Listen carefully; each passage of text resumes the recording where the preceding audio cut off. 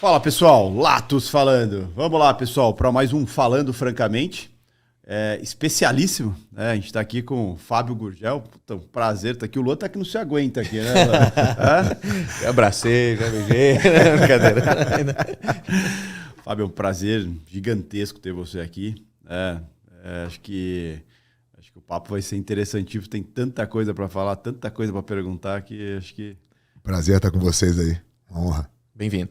Interessante que a gente estava comentando aqui nos bastidores, Fábio Gurgel é empresário, está ministrando palestras aí pelo mundo também há bastante tempo, a gente viu algumas coisas, professor de jiu-jitsu há bastante tempo também, campeão mundial de várias categorias também, então tem um currículo gigantesco. Na época que o MMA era legal. Você sabe que MMA é uma coisa que eu nunca participei, né? Porque na MMA chamava Vale Tudo, né? Era Vale Tudo, né? Não tinha luva, não tinha nada. Vale tudo mesmo. E o MMA é uma evolução disso, né? Mas eu nunca lutei MMA, não. Precedia o MMA. Era sem luva, sem... Enfim. Assim, a história do MMA, claro, e a evolução é uma coisa natural, né? Foi melhorando e se tornou um esporte extremamente popular, né? A gente tem vários ídolos aí brasileiros e tal. Mas o Vale Tudo, na época, ele foi uma estratégia, né? De provar a eficiência do jiu-jitsu perante as outras artes marciais. Foi assim que a família Gracie introduziu o jiu-jitsu no Brasil. Já aconteciam algumas lutas e eles entendiam que essa era a forma realmente de mostrar a eficiência. E isso vem da década de 30, 40, né? A Academia Gracie é de 1932.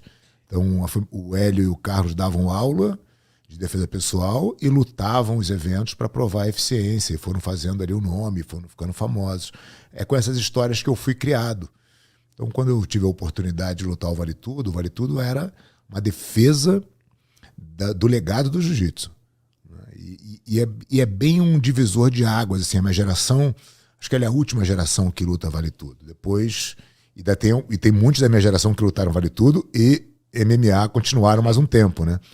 Então, foi assim que foi introduzido aí o desenvolvimento do MMA, parte desse início aí, né, do Vale Tudo e da busca de provar a eficiência do jiu-jitsu perante as outras lutas, né? São poucas pessoas que sabem dessa história, né? De como começou o Vale Tudo, que é hoje o UFC, enfim. Até errado chamar de Vale Tudo hoje, porque não vale muita coisa. Hoje não é, né? Hoje não é. Hoje realmente tem um monte de regra e tem que ter mesmo, senão a coisa não teria chegado nesses patamares que chegou, né? Mas, por outro lado, cara, tem muita gente... É claro que quanto mais você anda no tempo, mais difícil é de você resgatar a história, né? Mas tem muita gente hoje que conta a história completa aí de como... Tem um historiador, um amigo que chama Elton, ele é lá do Rio de Janeiro, e ele é um pesquisador assim, muito legal, tem uma trilogia contando essa história inteira em 3 livros, que vai desde o início, da chegada. Tinha lutas de Vale Tudo no Rio no início do século XX, 1909, 1910... Ele relata tudo isso no livro dele, é muito legal. Bacana. Tem até um desafio. A família Gracie lá atrás colocava um anúncio no jornal falando, se você quiser ter o seu braço quebrado e ainda perder 5 mil contos de reais, sei lá, venha conhecer a gente, né? É isso aí. Eles faziam um desafio para provar que sim. O jiu-jitsu era eficiente. Enfim, tudo começou daí. Só um comentário aqui. É engraçado a gente ver Fábio Gurgel, a orelha estourada, aquele típico lutador legal, mas acho que tem uma parte por trás que vai muito no encontro com o que a gente faz aqui no mercado financeiro também, que é a parte de desenvolvimento pessoal, que você vem se aprimorando aí nos últimos tempos, nos últimos anos. De repente o Jefferson vai até puxar essa linha, mas para comentar um pouco da rotina, né? Você tinha uma rotina quando era competidor, essa rotina mudou, imagino, mas você segue uma rotina diária ainda? Como é que... Olha, Luan, você sabe que quando a gente fala assim, foi atleta, empresário, faz isso, faz aquilo... Acho que a gente tem que estar o tempo inteiro aberto às transições, né? Cada vez mais. Antigamente era mais comum. O cara começava a trabalhar numa determinada profissão e ficava a vida inteira fazendo aquela mesma coisa, né? Que o mundo mudava de uma forma muito lenta. Hoje, a velocidade de troca das coisas é muito diferente. Então, é necessário que você faça transições na sua vida. Quando eu comecei a a fazer jiu-jitsu e entendi que o jiu-jitsu seria ali o que eu gostaria de fazer para a vida, meu pai era executivo da Nestlé na época. Ele me perguntou, pô, o que você vai fazer quando você crescer e tal? Ele estava conversando com meu irmão, eu estava de papagaio de pirata ali na conversa. E eu tinha 15 anos de idade. Eu falei, jiu-jitsu. Ele falou, não, tô falando de trabalho. Eu falei, não, de trabalho, jiu-jitsu e tal. Ele falou, pô, sabe o tamanho desse mercado? Eu falei, não sei, é muito pequeno. Você acha que você pode ser bom e diferente? Porque você vai ter que fazer alguma coisa diferente para você sobreviver nesse... Então, eu cresci um pouco com essa ideia, né? Então eu sabia que, pô, eu quero ser atleta, eu quero ser campeão, quero a minha paixão. Até quando?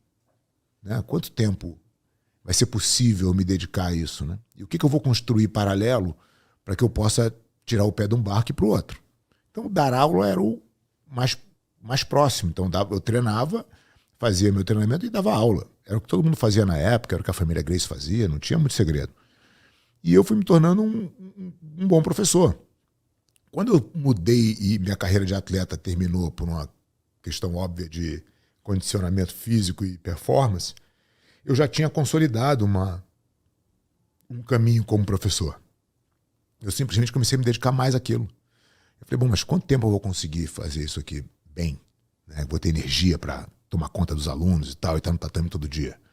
Cara, eu preciso aprender a gerir minha academia, porque isso aqui tem que ser um negócio. Tem que chegar uma hora que eu possa sair daqui e meu negócio continuar. Então, eu fui aprender a gerir a academia. Como é que eu faço isso aqui ser um negócio que não dependa de mim? Né?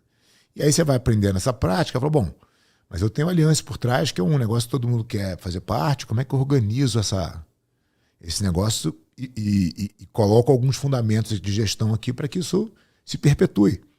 Então você vai tendo que mudar e fazer as transições. Tudo isso exige a mesma disciplina, né? Voltando para a tua pergunta. Como você se dedica às coisas que você faz, né? De forma a ser o mais produtivo possível. Eu acho que sempre teve, desde sempre teve na minha vida. Se você quer ser um atleta de alta performance, qualquer coisa conta, né? Assim, qualquer 10 minutos a mais de sono de qualidade conta, qualquer alimentação errada conta, tudo que você faz, e não é que você não deva fazer nada, mas tudo tem que ter é uma conta de somar e diminuir.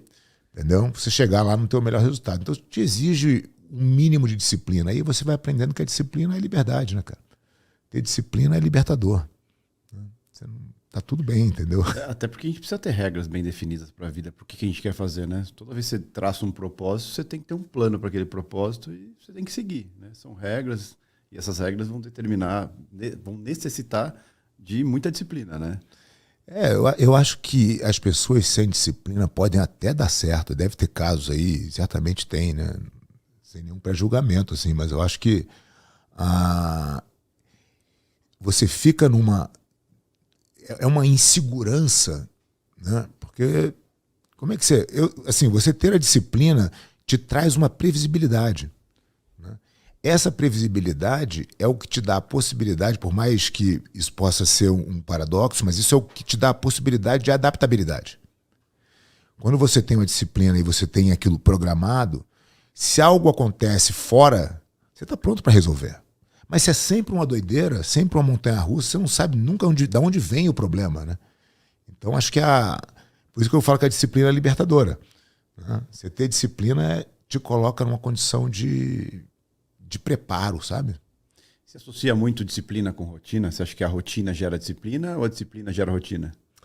Olha, eu acho que a definição de disciplina na minha concepção é você fazer com você o que foi combinado. É isso? Você não combinou que você vai acordar às 5 da manhã? Então, cara, disciplina é isso, né? Assim, eu me programei para fazer isso e eu vou fazer no matter what, eu vou fazer. Entendeu? Se eu combinei de estar lá às 3 horas da tarde, eu vou estar lá às 3 horas da tarde. Não tem possibilidade de não estar. Né? Tem negociação. Não tem negociação. Não tem negociação com você. Quando você é uma pessoa disciplinada, você é naturalmente uma pessoa mais confiável. Né? Porque a pessoa sabe que você é disciplinado, sabe que você não vai furar. Isso te abre portas que de repente você não teria. Se eu tiver que escolher entre duas pessoas para fazer um negócio para mim, uma disciplinada e outra não, tem nem o que questionar, né? Se estiverem ali equiparados em termos de de qualificação, o disciplinado vai sempre ganhar. Então, acho que a disciplina é isso. Agora, o que te permite ser disciplinado? Hábitos. Né? Bons hábitos fazem a tua disciplina ser mais fácil de levar. Então, acho que o hábito vem primeiro. Entendeu? Desculpa só te cortá-lo. Eu perguntei porque, assim, eu me considero um cara super disciplinado, só que dentro da minha rotina. Uhum. Acho que assim, eu tenho uma rotina muito, como você falou, eu acordo todo dia 4h30 da manhã. Uhum. Faça sol, chuva, 4h30 da manhã, eu estou em pé. Para justamente 5h30 da manhã eu estou aqui dentro do escritório para fazer toda a preparação que condiz com a minha rotina. Uhum. E muita gente me pergunta, cara, como que você consegue levantar? Primeiro de tudo, cara, tocou o despertador, eu levanto. Simples. Não, mas não tem uma... Não tem. Tocou, levanta. Não pensa muito. Se você pensar muito, você não vai querer levantar. Mas fora isso, eu tenho um propósito. Eu tenho um porquê eu estou levantando esse horário. Sim. E eu tenho um compromisso comigo. É isso aí. É o meu compromisso. Então você traçou uma estratégia e você falou, cara, essa é a melhor forma de eu chegar no meu objetivo. Exato. Então, qual é o meu diferencial? Cara, eu vou acordar 4h30 da manhã. Entendeu? Eu tenho uma sensação ótima. Eu acordo 5 da manhã e saio para treinar. Assim, eu olho e falo, cara, quantas pessoas estão fazendo isso? Eu já me sinto na frente. Um passo à frente. Eu já estou ganhando. Quando as pessoas estão acordando, eu já voltei do treino. Entendeu? Quando meu time já pega o celular para ver alguma coisa às 8 da manhã, eu já estou lá, velho, há 500 anos, já li 2 horas, já estou... Né? Então, para mim, essa disciplina funciona. Pô, é obrigatório toda uma coisa às 5 da manhã? Claro que não. Cada um faz o seu caminho.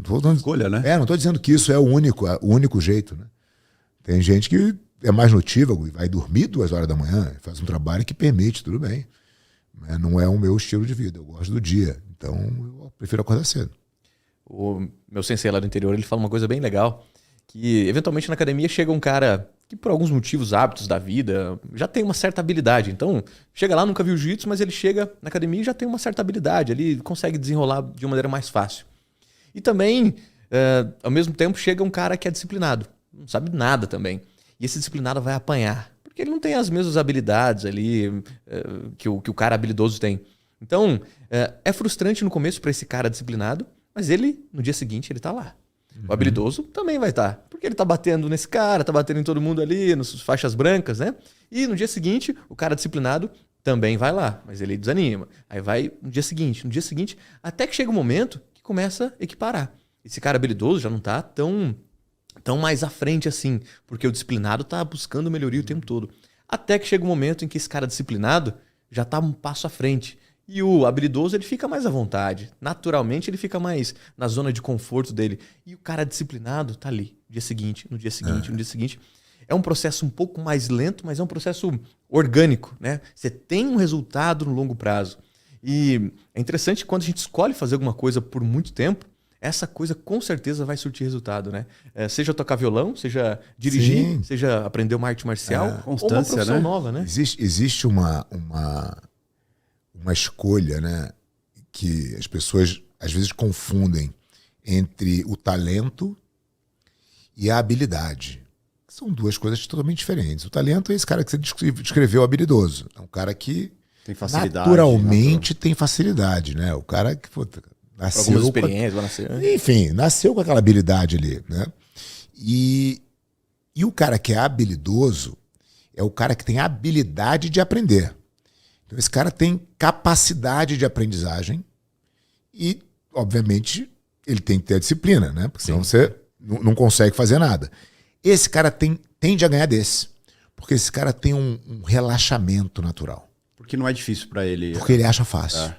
Entendeu? E o cara que acha fácil, ele tende a relaxar.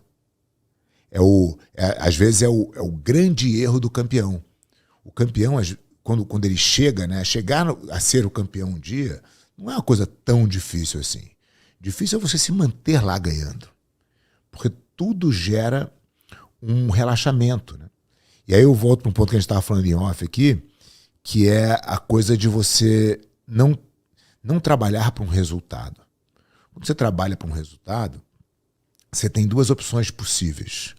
Ou a frustração de não conseguir, ou o relaxamento por ter conseguido. Todas as 2 são ruins.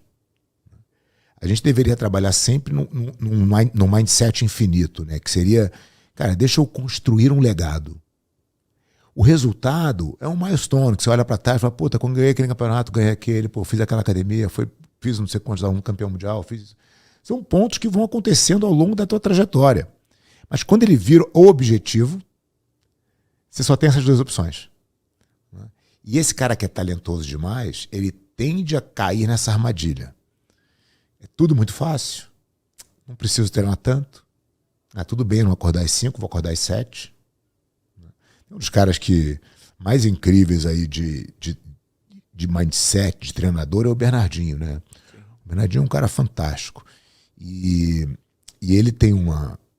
Ele estava me contando uma vez, ele falou, pô, cara, a gente foi campeão olímpico. O que eu ia fazer com aquele time, né? É o máximo que podia chegar, né? Chegou... Ele falou, cara, pô, chegamos e ganhamos Liga Mundial, ganhamos Olimpíada. O time era um time fantástico, né? E aí ele falou, cara, o que eu vou fazer com esses caras? Os caras já treinavam, já mandavam os caras fazer, os caras já faziam tudo. Ele olhou pro time e falou, então... Aí os caras falaram assim, professor, vamos treinar amanhã, às 7 horas, né? Ele falou, não, 6. Cortou mais 1 hora. E só para deixar o campeão desconfortável. O campeão não pode ficar no conforto. Então, quando tudo está funcionando, e para o cara talentoso, tudo funciona. Então, se você não bota uma carga extra de desafio, de sacrifício, ele fica vulnerável. E você tocou nesse assunto, o Bernardinho já palestrou num evento nosso. A gente tem um evento anual que chama Lato Summit. E a gente teve o prazer de ter o Bernardinho. E ele falou uma coisa interessante, né? Ele fala que assim, cara, eu sou a zona de desconforto do meu time. Eu não posso ser, eles não podem se sentir confortável perto de mim. Que aí entra a questão da importância da liderança também, né? De você ter um líder, você ter uma equipe, mas ser um líder para a equipe nesse aspecto, né? Primeiro, você ser um bom exemplo, acho que isso é importantíssimo, mas também ser sempre a zona de desconforto. Que isso serve para a família, isso serve para uma série de coisas, né? Acho que quando você agrada demais, você está criando um problema para as pessoas que estão sendo agradadas, né? Sem dúvida. Acho que o Bernardinho é exatamente isso, né? Ele criou essa 1 hora a mais justamente para botar os caras no desconforto. O que eu aprendi ao longo desses meus anos de liderança com time, com atleta, né? Onde você tem... O jiu-jitsu é um esporte, diferentemente do exemplo do vôlei, o jiu-jitsu é um esporte individual. Então os egos pipocam assim, né? E ao mesmo tempo, você precisa que o time esteja unido, porque um precisa do outro. Ninguém treina jiu-jitsu sozinho, ninguém consegue fazer nada sozinho. Então você precisa do time, mas você precisa controlar os egos e tal. E o que eu aprendi ao longo desses anos, embora eu sempre tenha dado exemplo, sempre tenha sido um exemplo legal para os meus atletas, é o entendimento de que existem caminhos diferentes para o topo. Num primeiro momento, quando eu era mais novo, eu queria impor a forma de fazer. Porque eu sabia o caminho, eu tinha ido até lá. E eu falo, cara, é assim que é. Mas o ponto é que as pessoas são diferentes. As pessoas têm rotinas diferentes, têm biotipos diferentes, culturalmente diferentes, né? Tudo é muito diverso. E às vezes você tenta fazer a pessoa fazer exatamente como você faz, mas ela não funciona daquele jeito. E você ter a capacidade de permitir que essa pessoa faça do jeito dela, talvez esteja aí a grande sacada de liderança. Porque o que você quer como líder no final do dia? Criar novos líderes. Não dá para ser uma fotocópia, né, do que você é, de como você vê o mundo. Então você precisa ter os seus liderados, eles precisam ter liberdade de criar as suas próprias convicções. Então você sai da posição de líder que martela top-down para ser um mentor. E de repente falar, cara, esse caminho eu já peguei e meti a cara na parede. Mas se você tiver sentido que é ali, tenta lá. Entendeu? E aí, de repente, o cara fala, puta, eu não estou tanto certo. Se ele já meteu a cara na parede, deixa eu achar um outro caminho. Se o cara está muito certo, pode ser que ele vá naquele caminho e se dê bem. E vai comprovar isso que eu estou falando para vocês, né? Existem diversos caminhos. E quando você consegue se tornar maleável nesse ponto, você gera no seu time uma sensação de confiança muito diferente. Porque quando você quer impor e a coisa dá errado... A culpa é totalmente sua. Não que não seja quando você... Né, o líder tem a função de matar no peito e olhar no espelho, né, quando dá errado. Isso vai estar sempre implícito na liderança. Mas quando você impõe uma coisa para um liderado e aquilo dá errado porque você impôs, é doído de você... Por mais que você mate no peito, tem sempre aquela sensação. O cara falou, não falei? Se fosse do meu jeito. Então ele precisa fazer do jeito dele. Entendeu? Eu acho que isso não é muito fácil, né? Isso requer um desprendimento, sabe? Total, porque você cria toda uma... Você construiu uma carreira, você construiu algo que você sabe o caminho que você trilhou para fazer aquilo acontecer. Eu posso falar como exemplo também. Sim. Eu sei todo o caminho que eu trilhei para chegar onde eu estou. Né? E de repente você fala assim, não, mas talvez se tivesse seguido um outro caminho, eu também teria chegado aqui de uma forma um pouco mais branda ou de outra forma. É que eu olho muito porque as experiências que a gente vai adquirindo vão dando para a gente, de certa forma, uma fortaleza para muitas vezes a gente bater na frente, bater de cara com o muro e não sentir muito como um cara que não tem experiência, não passou pelas coisas que a gente viveu. E se ele bater nesse muro, ele chora e desiste e não volta nunca mais. Né? Sim, não, eu concordo, mas o meu ponto é que quando você bate, e todo mundo vai bater a cara no muro, né? Em algum momento. Mas quando você bate a cara no muro por uma decisão sua, você vai ser testado, né? Você vai chorar, você vai matar no peito e vai fazer a correção, né, de caminho. Como é que você vai se adaptar, né? Aí entra a questão da adaptabilidade tão importante. E você é o exemplo de falar pro cara, também já bati a cara no muro várias vezes, vambora, não dá nada, entendeu? Essa derrota aí faz parte do processo. Agora, quando você tenta impor uma única forma de fazer, por mais que tenha dado certo para você, não é garantia que vai dar para os outros. E eu acho que você enfraquece a liderança. Esse que é meu ponto. Sei lá, eu fui campeão algumas vezes e na minha geração tiveram várias pessoas campeões também e que fizeram diferente de mim. Né? Você fez a tua caminhada de sucesso, mas se você olhar para os seus pares aí no mercado, teve gente que fez um caminho totalmente diferente do teu. Fato. Né? Então existe a possibilidade de caminhos diferentes. Eu acho que a gente... Estrada única. Né? Não existe estrada única, existem vários caminhos para o topo. E quanto mais o nosso time desbravar e conhecer novos caminhos, mais fortalecido a gente é. Então, eu tenho dentro da minha academia, e eu vou dar um exemplo prático, que vai bem no jiu-jitsu, mas acho que representa o que a gente está falando. Eu tenho o cara dentro da minha academia que tem um jogo totalmente diferente do outro, e todos têm jogos diferentes. A gente não é uma escola, todo mundo da Aliança faz isso. Não, todo mundo faz diferente. São habilidades diferentes, cada um tem um biotipo diferente, tem uma força diferente, cada um tem um jogo diferente. E todo mundo é campeão. Quer dizer, o cara não copia o meu estilo de lutar, porque se ele não copia o meu estilo de lutar e é campeão, por que ele tem que copiar o meu estilo de gerir, de liderar? Ele pode ter alguns valores que não mudam, que vão estar implícitos, né, em todas as formas de liderança e tal, mas... Você comenta que um bom líder é quem forma outros líderes. Forma né? outros líderes. E não necessariamente, e quase impossível, que você consiga fazer uma fotocópia, né, em série. Então eu quero agora multiplicar 300 Jefferson para fazer a liderança de... Vai funcionar. Vai funcionar. Entendeu? E aí você puxa um assunto que, então, que para mim é também a realidade, liderança não é imposição. Nunca. Não.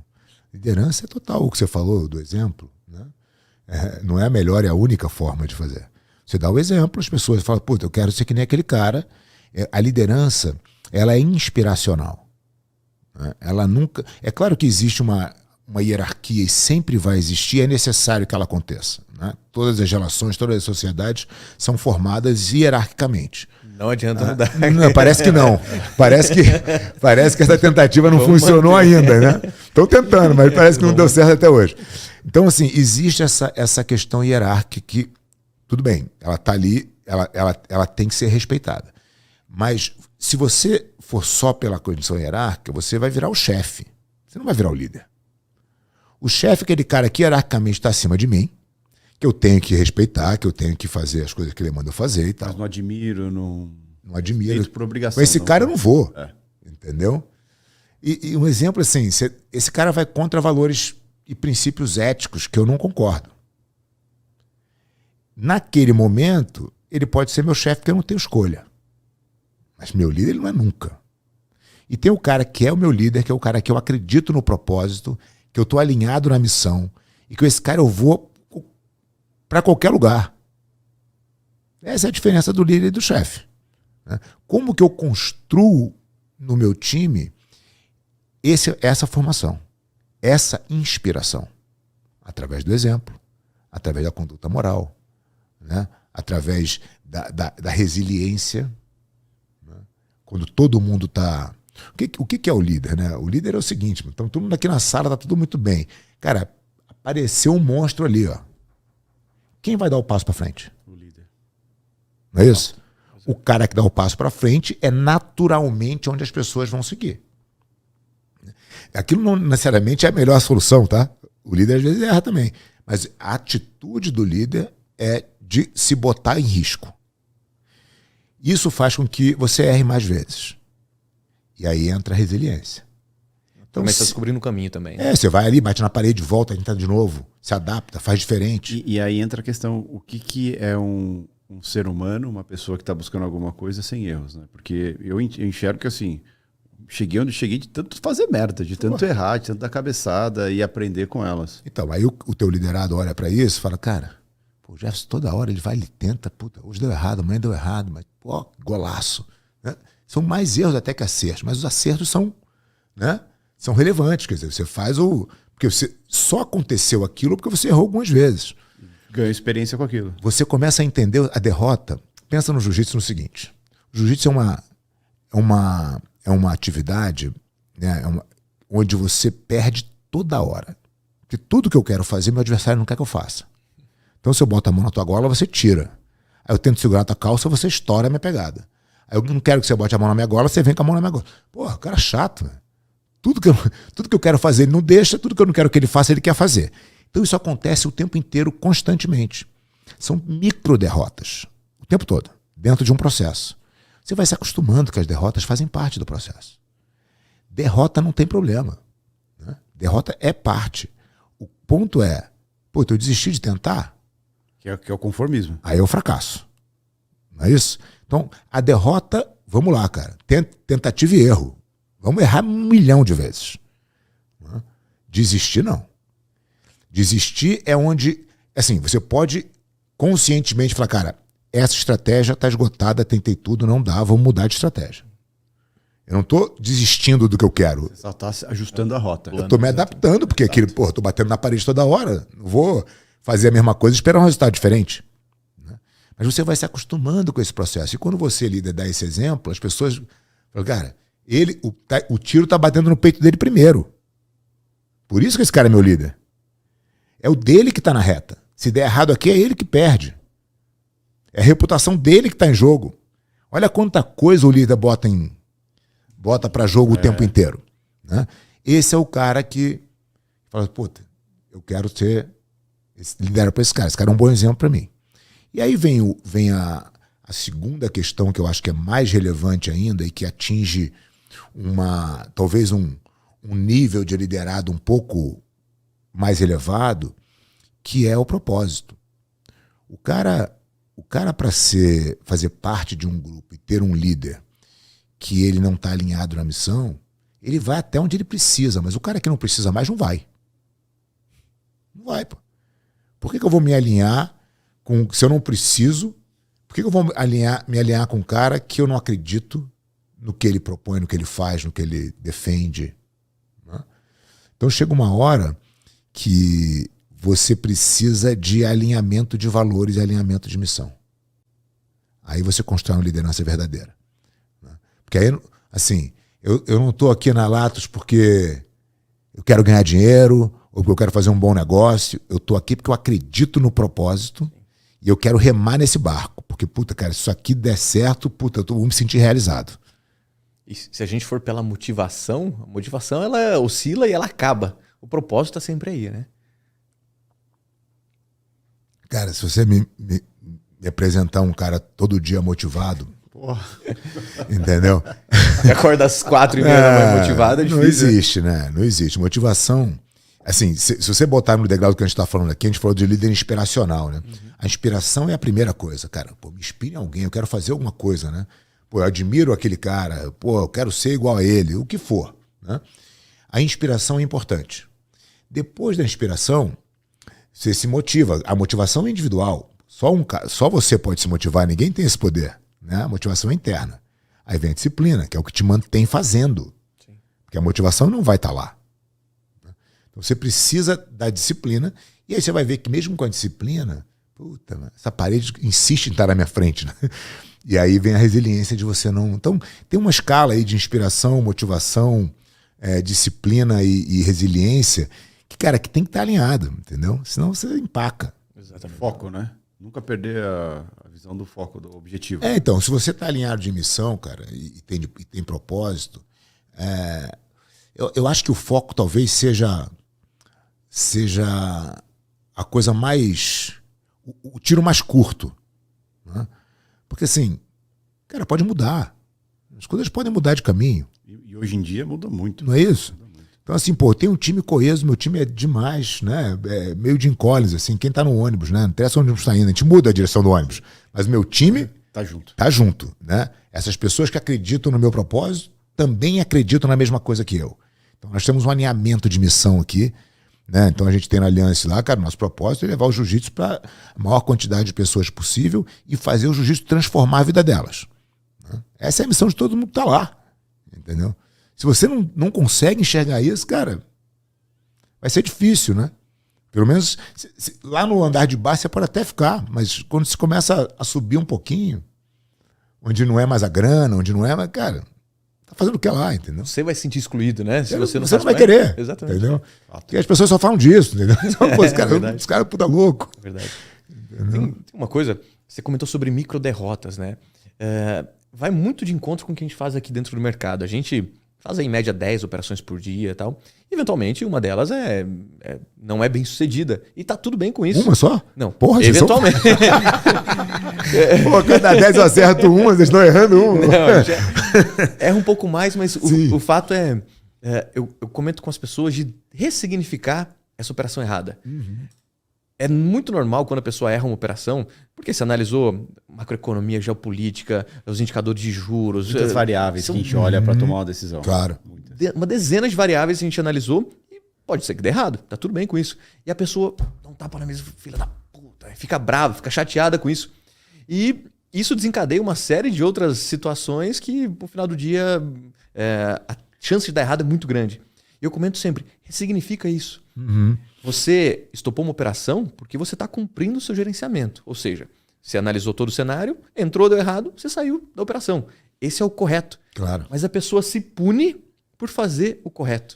Que vai muito de encontro um papo que você estava, um momento que você estava falando. O que acontece? A gente estava comentando em off, a gente tem todo um processo de preparação, né? Ou seja, a gente fica meio que treinando muito tempo para que 9 horas da manhã, quando o mercado abre, a gente vá jogar. Certo? Vá para valer mesmo. Né? Então tem todo esse processo de preparação. E quando a gente entra para o mercado, a gente tem um plano. Né? A gente tem um plano do que a gente vai fazer, quais regras, quando eu vou aceitar que estou errado, qual é o meu objetivo ali naquele dia, dentro daquele mercado, enfim, o que pode dar errado e o que vai me fazer perceber que está errado e eu vou parar. Enfim, eu tenho esse plano.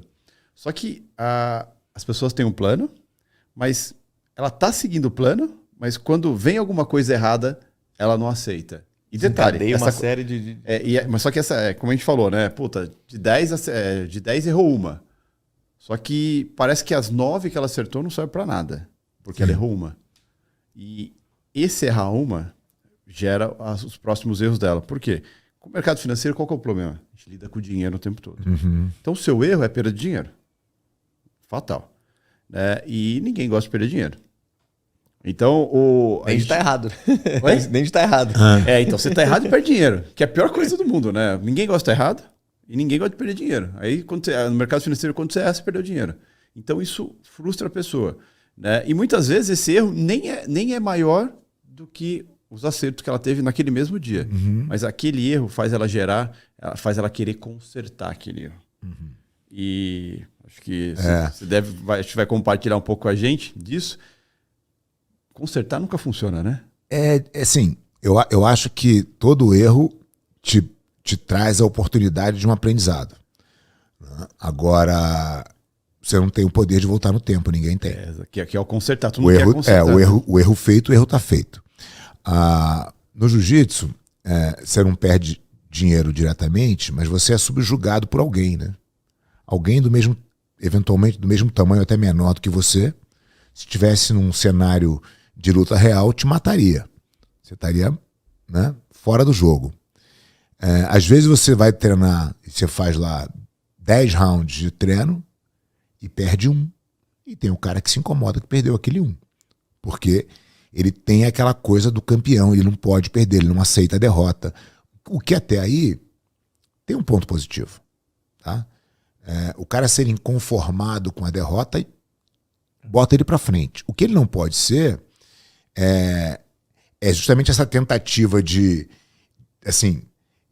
não assumir o erro, de querer culpar outros fatores.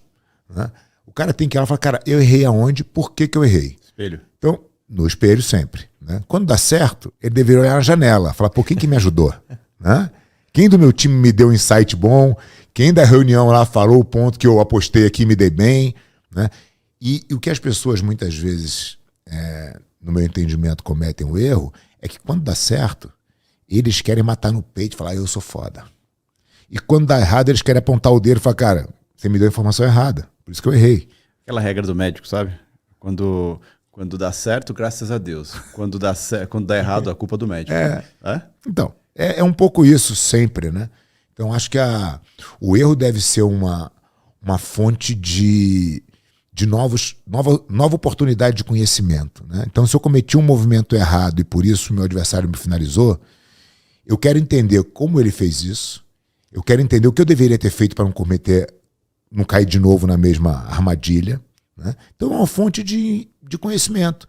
Então, se eu fui lá, fiz uma operação errada... Acaba sendo uma escola, né? Claro que é. Se eu fui lá, fiz uma decisão errada, porque eu estava baseado num entendimento de um relatório que veio dos Estados Unidos. Eu falei, bom, talvez eu não possa confiar tanto nesse relatório quando eu achei que eu pudesse.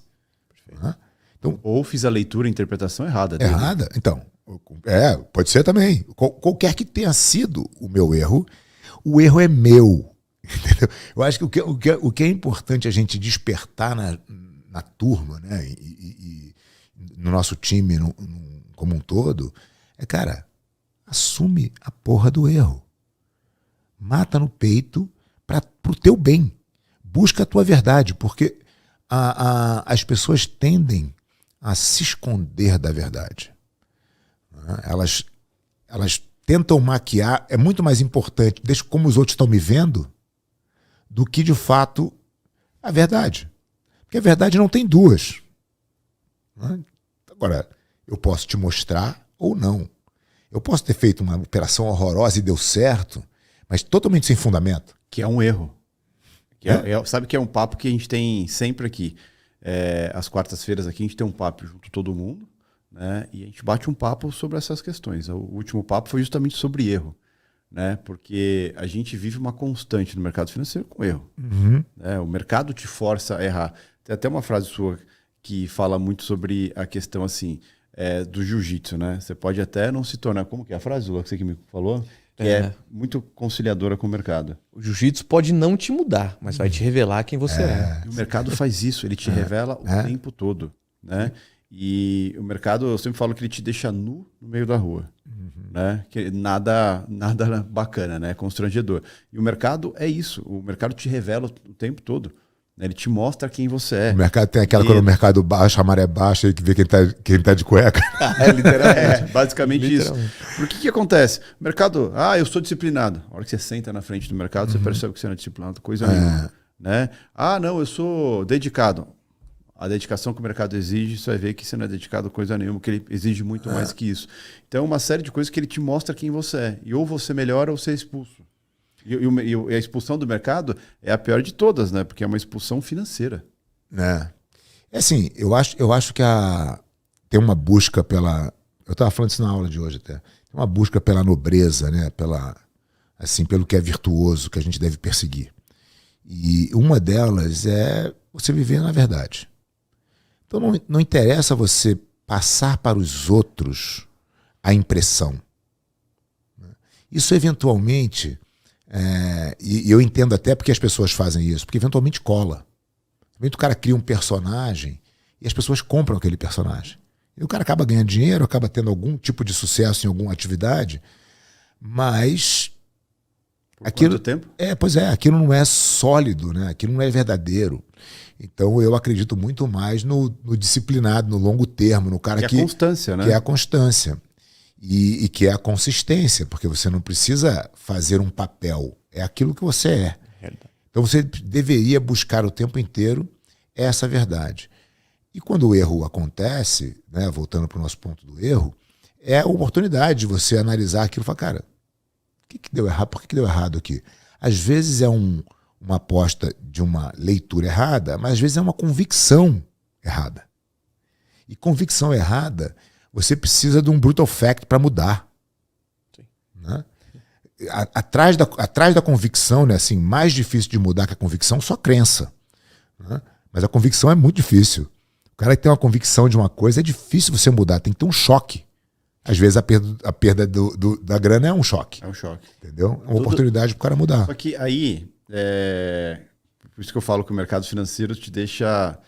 baixo água, vê que tá todo mundo de cueca, né? Como você citou bem. E a perda da grana mostra pro cara que ele é falho, certo? Mostra que ele tem coisas a melhorar, que ele não tem o controle disciplinar que ele achava que tinha e tudo mais. Só que é incrível como as pessoas preferem levantar o tapete, jogar ali embaixo e fingir que não aconteceu. Que aí entra aquilo que eu comentei de sempre tenta usar a coisa de recuperar. E uma coisa que eu aprendi tomando porrada na vida é, cara, errou, assume, entende, se perdoa e segue. Você pode mudar o que vai acontecer, não o que aconteceu. Você acha que, curiosidade, você acha que o ambiente permite, para esse cara que está botando o negócio embaixo do tapete, tentando corrigir, você acha que o ambiente é muito cruel? Porque, claro, você fala de perda de dinheiro, ninguém quer perder dinheiro, quer dizer, se o cara perdeu uma, perdeu duas, a tendência é que eu corte ele né, porque eu não estou a fim de continuar perdendo dinheiro com ele. Então esse cara muitas vezes tenta maquiar e tenta se proteger e tenta não assumir a derrota e o erro por um medo, de repente, de ser limado do... Eu acho que é mais que isso. É a preocupação com o julgamento externo. O ego, né? O ego e o julgamento. Né? Porque, vou dar um exemplo para você. Muita gente vem de outros estados, tá com a gente aqui e tudo mais. E se não der certo aqui, ele volta lá e fala o quê? Que o lugar é ruim ou ele é incompetente? Então tem muito essa questão de a pessoa aprender a assumir que assim, cara, falhei. Né? As pessoas não gostam disso. E aí entra um pouco do que você citou também, de a pessoa falar, puta, vou ser excluído desse ambiente, eu queria continuar aqui, eu quero estar aqui, então eu vou guardar para mim esse erro aqui, vou fingir que ele não aconteceu. Mas só que aí a questão é, eu preciso consertar esse erro. Aí entra nesse ciclo de... porque aí, vou dar um exemplo clássico, eu já fiz muito isso no passado. Teve um dia, sei lá, porque o mercado, você não comete erros grandes. Tudo começa com um errinho. E esse errinho que você não assume, ele vira um erro maior que você vê, você cagou tudo, literalmente. Né? E aí você tem um dia ruim, perde mais do que você poderia perder. O que é o correto? Puta, cara, tiro o pezinho, amanhã não vou no mercado, eu vou me concentrar em mim, deixa eu pensar no meu erro, deixa eu entender o que eu fiz, e deixa eu buscar criar formas de não cometer mais esse erro. Vou aprender com ele, e é o que a gente chama de criar travas contra você mesmo. Né? Disposição de financeira e uma série de coisas. O cara não faz isso. A gente ensina ele a fazer isso, a gente orienta ele a fazer isso. O que ele faz? No dia seguinte ele vem com uma mão maior ainda. Pensa, a gente sempre brinca. Porra, tomou uma porrada gigante. O cara nunca ganhou aquele valor que ele perdeu. Aquele valor que ele perdeu no dia, ele nunca ganhou no dia. Só que no dia seguinte ele vem com o objetivo do quê? de fazer aquele valor para consertar Sim. a cagada. Sim, Porque ele nunca total. fez aquilo, não tem capacidade de fazer aquilo. Aí o que acontece? No dia seguinte ele perde ou o mesmo tanto ou até mais. E aí acabou. A mente do cara acabou. Sim. Aí entra aquele sentimento de, perdão a palavra, bosta, de que incapaz, né? Que, puta, não sirvo para isso, não sei o que eu vou fazer. Aí entra a questão de desespero e tudo mais. Quando, na verdade, parar para se entender o que aconteceu, olhar pro cara do espelho e encarar. Aí eu bato muito nessa tecla, porque eu tive que aprender a ser assim para construir minha carreira. E eu tento muito mostrar isso, por isso que a gente tem esses papos semanais para dar aquele up nos caras, entendeu? Puta, cara, vamos acordar, vamos olhar para dentro. Errar não é feio. Sim. Errar não é feio. E infelizmente as pessoas, não sei se elas cresceram assim, mas elas entendem que errar é feio. Nossa, como ele vai falar que eu erro, vai me julgar. E se preocupam que ele vai pensar, não com o que você está fazendo com você mesmo. Né? Então a gente tenta trabalhar esse ponto. É difícil, acho que porque são pessoas diferentes. Porque tem pessoas que estão com a gente que tem muito dinheiro. E tem pessoas que a gente está com o dinheiro contado. E falhar para ela não é uma possibilidade. Sim. Né? Então qualquer indício de erro para ela é o fim do mundo. Então são situações distintas, né?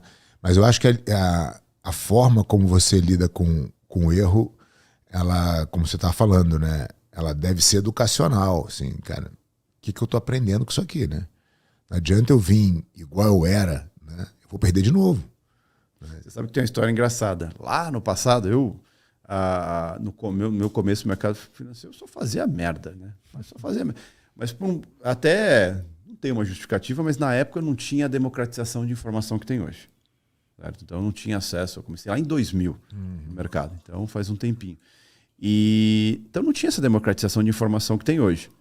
E aí o que acontece? Tomar umas porradas fora da realidade, né? E aí a corretora mandava a nota de corretagem do que você perdeu no dia por e-mail.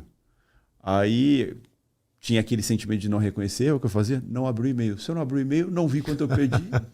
Tá tudo certo, né? Só que assim, minha conta bancária está desfalcada. Então, hoje em dia eu pego todos os meus exemplos, as merdas que eu fiz, as cagadas que eu fiz, para mostrar que assim, cara, também fazia erro, também cometi erro. E onde eu tô? Então assim, mas por quê? Porque eu aprendi a reconhecer meus erros, aprendi a aceitar que a falha foi minha, bicho. A falha foi minha. Eu acho que isso é uma coisa que todo mundo deveria aprender, né? Que a gente volta para a questão da busca da nobreza e da verdade. Você precisa assumir os seus erros. Não é gostoso, mas tem que assumir. Na minha visão, isso é um exercício de humildade, tanto no tatame quanto aqui dentro do mercado financeiro e na vida também. Na vida, cara. Você reconhecer e falar, estou errado, o que eu faço com isso? Né? Como é que eu tiro um aprendizado disso? É fácil? Pô, ninguém gosta de estar errado. Principalmente depois de um erro que pode ter causado aí, sei lá, uma diminuição do seu ego no tatame, uma perda financeira aqui. Você tem que voltar, reconhecer que está errado, bater no peito que errou também, falando, tá, e agora? O que eu vou fazer? E traçar um plano. E eu acho que a humildade na vida é um negócio tão precioso, né? Acho que em lugar nenhum na vida o ego funciona, né? Você pega o mercado financeiro, o cara que entra de salto alto com ego, o cara pode ser o cara mais habilidoso que for, bicho. Tem duas questões, né? Essa questão do ego.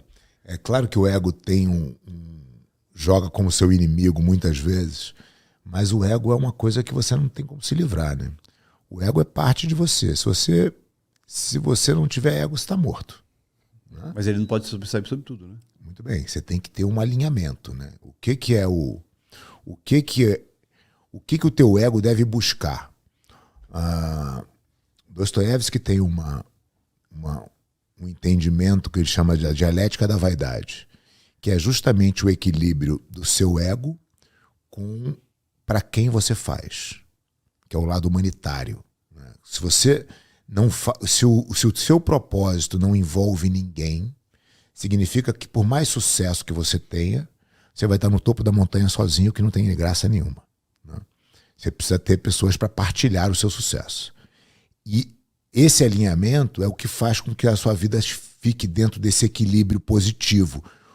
Se você tirar o ego, você tira a sua ambição, você tira a sua disciplina, você tira tudo. Tudo isso está diretamente relacionado com o ego. Você acorda cedo porque você fala, cara, eu sou foda. Eu acordo 4h30 da manhã, meu. Ninguém faz isso, só eu faço. Eu venho aqui, eu trabalho até as 9 da noite. É o ego falando aí, ó. Né? Então, querer apagar o ego é querer matar o campeão. Campeão é cheio de ego.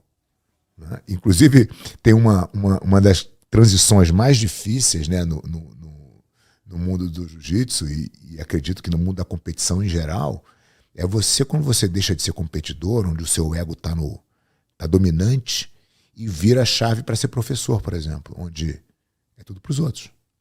A função do professor é servir. A função do atleta é ganhar. Então você só pensa em você, aqui você só pensa no outro.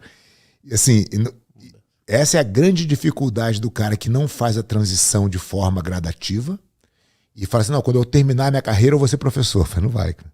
Você não vai aprender, você não vai conseguir. São opostos muito grandes. Então, esse alinhamento é fundamental, né? E aí é onde você bota todo mundo na sua missão, as pessoas que estão envolvidas, você acaba fazendo para elas. A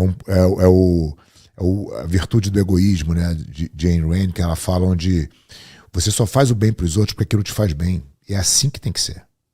Não existe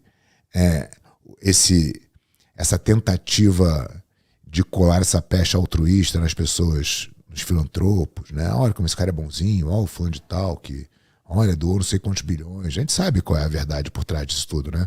Não tá o altruísmo ali. Não, assim, tirando a Mãe Teresa de Calcutá, talvez não tenha ninguém 100% altruísta. Eu acho que as pessoas que mais fazem bem para os outros, elas fazem bem para os outros porque faz bem para elas. E aí, você nunca está cansado de fazer bem para você. Você nunca está desmotivado para fazer bem para você. Olha o ego de novo falando. Né? Então, como é que eu alinho isso? Se eu alinhar isso, eu vou fazer bem para os outros todo dia. Porque fazer bem para os outros é diretamente ligado ao que me faz bem. Então, quando eu vou dentro do meu negócio, quando eu vou para academia, quando eu vou ensinar alguém, puta, eu estou entregando ali o ouro que eu tenho de melhor, que é o meu conhecimento de jiu-jitsu, que eu sei que vai transformar a vida daquela pessoa. Mas eu estou fazendo bem para minha escola, estou fazendo bem para o meu negócio, estou construindo um monte de gente, estou fazendo um monte de professor ter sucesso na vida. Aquilo, o sucesso dele é o meu. Por isso que eu faço. Né? Então acho que a gente não deve ter uma aversão ao ego, a gente deve entender como o ego deve funcionar. Entendeu? Porque virou um pouco clichê, né? Ah, não, pô, esse cara não sei o quê, o ego... Falando... Não, peraí. Tem um livro, né? O Ego é Seu Inimigo. O Ego é Seu Inimigo do Ryan Holiday, que é sensacional. Ele tem um boxezinho dele que acho que vale muito a pena, que é o obstáculo é o caminho, ego é seu inimigo e a quietude é a chave. São os 3 principais dele. Claro. E agora ele está vindo numa série de livros das virtudes cardinais. Ele escreveu a primeira da coragem e o segundo da disciplina. Ele é um cara muito legal. Ele traduz a filosofia estoica para o mundo contemporâneo de uma forma muito fácil, muito leve, muito legal. E você sabe que você falou, né, a questão de ensinar. Você sabe que ensinar para mim é um negócio que... Você resumiu, cara. Se eu tivesse que... Acho que eu não falaria tão bem, mas eu olhei e falei, caralho, eu faço isso. É isso, né? Que é a questão de... Eu sou o lutador, que eu sou o trader, que vai lá, opera todo dia, se coloca em risco todo dia, né? E sou o cara que também ensina os outros a como fazer isso. E é claro, a como galgar novos caminhos, ter sucesso. E olha aí, o prazer que te dá quando você vê um aluno teu dando uma porrada, não é? Aqui, ó. Aqui, ó. Isso aqui é brilha aqui. Então, o orgulho é monstruoso. E assim, me faz bem e cada vez eu quero fazer mais. Então, agora, por que você tem que aceitar uma cultura que impõe que isso é ruim? Pois é. Né? O que a gente está dizendo aqui é o seguinte: se você for um cara bem sucedido, que ganha dinheiro, que gosta de ganhar dinheiro, que ajuda os outros a fazer você ganhar mais dinheiro, você é um vilão. É, fato. E as pessoas começam a aceitar essa pecha, entendeu? E por isso que eu bato sempre na tecla. Cara, eu só ajudo os outros porque me faz bem. É simples assim, entendeu? Agora, eu ajudo mais gente que você que está falando aí que não é legal ruim. Isso. Entendeu? Fato. Acaba o argumento, né? Mas aí entra, desculpa te cortar, mas entra num ponto. Você já foi criticado por alguém que é melhor que você? Difícil, né? Não, você é criticado. O cara tá ocupado porque... fazendo outra coisa, né? Entendeu?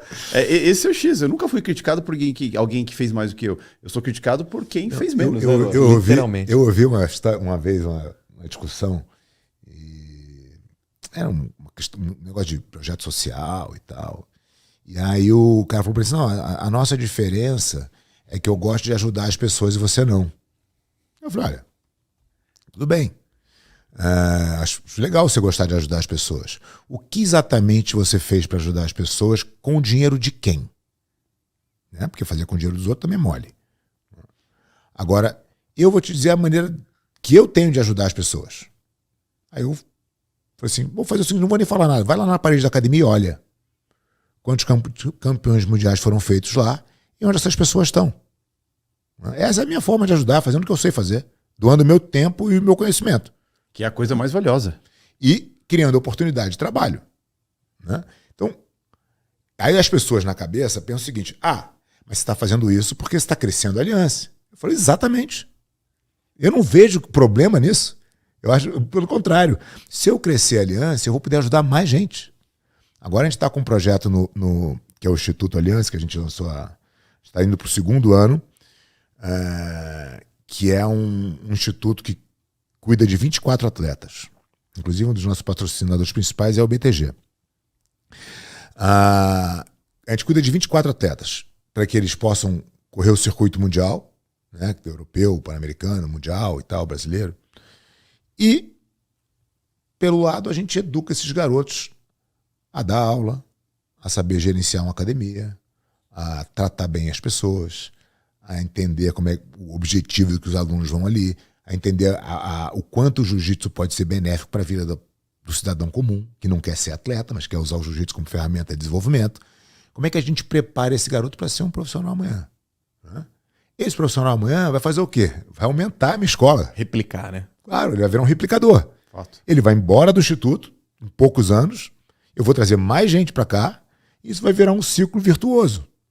Né? Eu sou obrigado a fazer um projeto social só por projeto social?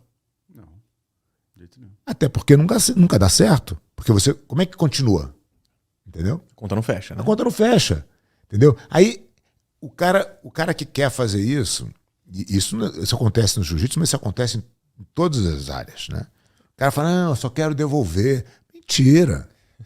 Mentira. E se for verdade, você vai parar no meio do caminho, que você vai ficar cansado. Entendeu? Não vai funcionar. Então o cara faz o projeto social, o garoto continua lá no mesmo lugar, não consegue sair porque não tem como, pô. Mas é super bem intencionado, mas você não tem como fazer. Entendeu? Então quando você cria uma máquina que todo mundo se beneficia daquela história, eu entendo que aquilo tende entendeu? A atingir muito mais gente, fazer muito mais bem do que a outra forma, entendeu? Aqui na nossa sociedade a gente tem um conceito de humildade bastante diferente, né? O Abílio Diniz, ele fala uma coisa legal pra caramba. Ele fala assim, humildade não é você usar roupas baratas e comer em lugar barato e andar de ônibus. Isso não é humildade. Humildade é você saber reconhecer um erro, conversar com qualquer um, poder transbordar o seu conhecimento que você tem de melhor. Isso sim é humildade na visão do Abílio Diniz. Faz todo sentido. Né? As pessoas veem humildade como uma pessoa frágil. Humildade, não é isso. Humildade que não é você se privar do que você pode ter ou fazer. Né? Sim. Ué, senão você lutou pelo quê? Pelas coisas também, né? Eu acho claro. As pessoas têm essa coisa da culpa, né? Que vem um pouco da nossa sociedade, da construção da sociedade ocidental, né? Baseado na culpa, você não pode ter nada. Você pega você tem muito, o outro não tem nada. Como que você convive com isso? Você pega qualquer novela das emissoras aí. Lu é noveleiro, viu? Qualquer novela, o vilão sempre é o empresário. Você não tem o empresário ali como sendo o cara fomentador de conhecimento, de geração de emprego. Não, ele é sempre o vilão ali na história. Essa é a história, essa é a narrativa que está sendo contada há muito tempo, né? Então isso, você vê a sociedade mais desenvolvida, que é a americana, é exatamente o contrário, né? Onde as pessoas admiram o sucesso, admiram as conquistas, né? Você fala assim, nossa, esse cara é muito legal, né? Esse cara olha o que ele construiu e tal. Isso é admirável. Então as pessoas buscam aquele caminho. O outro é apontar para o vilão. Esse empresário é vilão. Fala, como é vilão? O cara dá 300 mil empregos, como é vilão? Entendeu? Então é... Mas é uma... Eu não sei se dizer se é uma cultura implantada e tudo mais, mas é uma coisa que não vai mudar. Eu não sei se não vai mudar. Eu acho que existe, claro, enraizado na cultura. É a cultura judaico-cristã. É essa aí que a gente tem. Agora, que a gente pode melhorar, a gente pode, que a gente pode evoluir, que a gente pode mostrar por exemplos que não é bem assim, e que a gente não deve, não acreditando nisso, se subjugar a esse conceito, né? Porque senão você vai também sendo conivente, né? Você fala, não, tá, então não vou fazer também. Então, puta, eu não vou comprar esse carro, porque realmente, se eu comprar o carro agora, por que o cara que não tem dinheiro para comprar o carro vai pensar? Então, que eu falei, humildade não é você se privar das coisas que você pode ter. De jeito nenhum, de jeito nenhum. Eu gosto da definição do Abílio, acho que tem todo sentido. Eu acho que humildade é você entender que você nunca é bom de nada. Você sempre pode ser melhor, sempre vai ter que aprender coisas novas. É bom, cara. Você é bom de jiu-jitsu. Cara, tem muito mais coisas no jiu-jitsu que eu não sei do que eu sei. Entendeu? E na vida é sempre assim. Faz você se mexer, né? É que você está o tempo inteiro buscando. E né? você sabe que outro dia, no Instagram lá, abri uma caixinha e o cara mandou assim, cara, você olha pra você e você pensa que, você vem na sua cabeça a frase, eu venci? E eu parei pra pensar um pouco, falei, cara, não vem na minha cabeça essa frase. Eu nunca tinha pensado nisso assim, mas eu falei, cara, não vem na minha cabeça essa frase. Eu vejo que assim, cara, sou um cara em constante construção, tô lutando, tenho meus objetivos, tenho coisas que são importantes pra mim, acho que ter dinheiro não vai vencer nada, não. E até porque, cara, você tem dinheiro hoje, amanhã você não tem. Exato. Você não sabe quantas pessoas já, né? Quantas montanhas-russas a gente já viu aí. Acho que primeiro que as pessoas não deveriam ser balizadas de forma alguma por dinheiro, mas sim, pelo seu legado. Sim, se isso é um ponto importante, tudo bem, a gente vive na sociedade e o dinheiro tem o seu valor, né? Mas eu acho que as pessoas não podem ser julgadas por ter ou não ter. Né? Agora, quem você é, como você trata as pessoas, né? E isso é a definição de uma pessoa virtuosa, né, cara? Então, exatamente. Posso só, puxando esse gancho, que é até um gancho que o Luan me deu hoje, que a gente estava conversando, tudo na vida tem um processo para se construir, né? E o ser humano, a gente estava falando de erros, dessas coisas, de humildade, de ego, e tem a questão do imediatismo, né? Que é o que a gente estava conversando aqui. As pessoas querem agora. Não, mas bicho, você vai ter que passar por isso, por isso, por isso. Não, eu quero... Como que faz para cortar o caminho disso? Todo mundo está buscando um atalho, né? Uhum. E acho que o jiu-jitsu é uma carreira também, anos e anos ali para pegar o seu nível, quantos anos? 40 anos de jiu-jitsu. Então, assim, e como que você coloca na cabeça dos alunos, das pessoas que convivem com você, que estão lá para aprender, que o processo é importante, não é tão ruim e que as coisas não vão acontecer amanhã? Eu acho que, assim, a gente tem algumas vantagens no jiu-jitsu, porque você tem ali determinadas faixas, né, a sua progressão, então você tem um tempo mínimo para chegar ali, já está um pouco desenhado esse caminho. Mas o que eu gosto de frisar, e que eu acho que é importante as pessoas, independente de praticarem jiu-jitsu ou não, entenderem, é que a gente tem que procurar a virtude. Né? Como é que eu posso ter uma vida virtuosa? A vida virtuosa, ela só vem através de sacrifício. Se eu não tenho dificuldade, eu não gero virtude. Quando eu me acostumo com dificuldade, cara, dificuldade tem aí aos montes, né? Então eu vou vivendo a dificuldade, eu vou me satisfazendo por superar as dificuldades. E é isso que vira o vício. Né? Você fala assim, cara, é o dinheiro? Não, o dinheiro, já tenho. O dinheiro já chega uma hora que não é mais o dinheiro. Cara, mas é a dificuldade. A dificuldade me motiva. Né? Eu superar o desafio me motiva. Então, quando você aprende que você deve buscar a dificuldade para o seu desenvolvimento, e que esse é o único caminho, não existe em nada, em nenhum aspecto, não existe crescimento sem dor. Não tem. Então, se eu busco ali o desconforto, a dificuldade, e eu supero aquilo me dá uma sensação de prazer. É aquilo que eu vou buscar de novo. E aí, cara, se você não está buscando isso, você não está vivendo isso, não vale. Então, o que as pessoas querem, na verdade, elas querem chegar ao ponto final que elas imaginam, que é o ponto final, muitas vezes relacionado à grana, né? Assim. Elas não estão querendo passar por esse calvário. Só que se não passar por esse calvário, não tem valor. Não tem valor. Entendeu? Então, você tem que trazer as pessoas para essa realidade, entendeu? E uma coisa que dificulta todo esse entendimento, de repente, na minha geração, na que está vindo aí, é o fato de ser imediatista com diversas coisas. Eu quero ir para o centro da cidade. Eu chamo o Uber aqui, o Uber está aqui em 5 minutos. Eu quero uma refeição quente. Eu coloco o micro-ondas, está ali super acessível.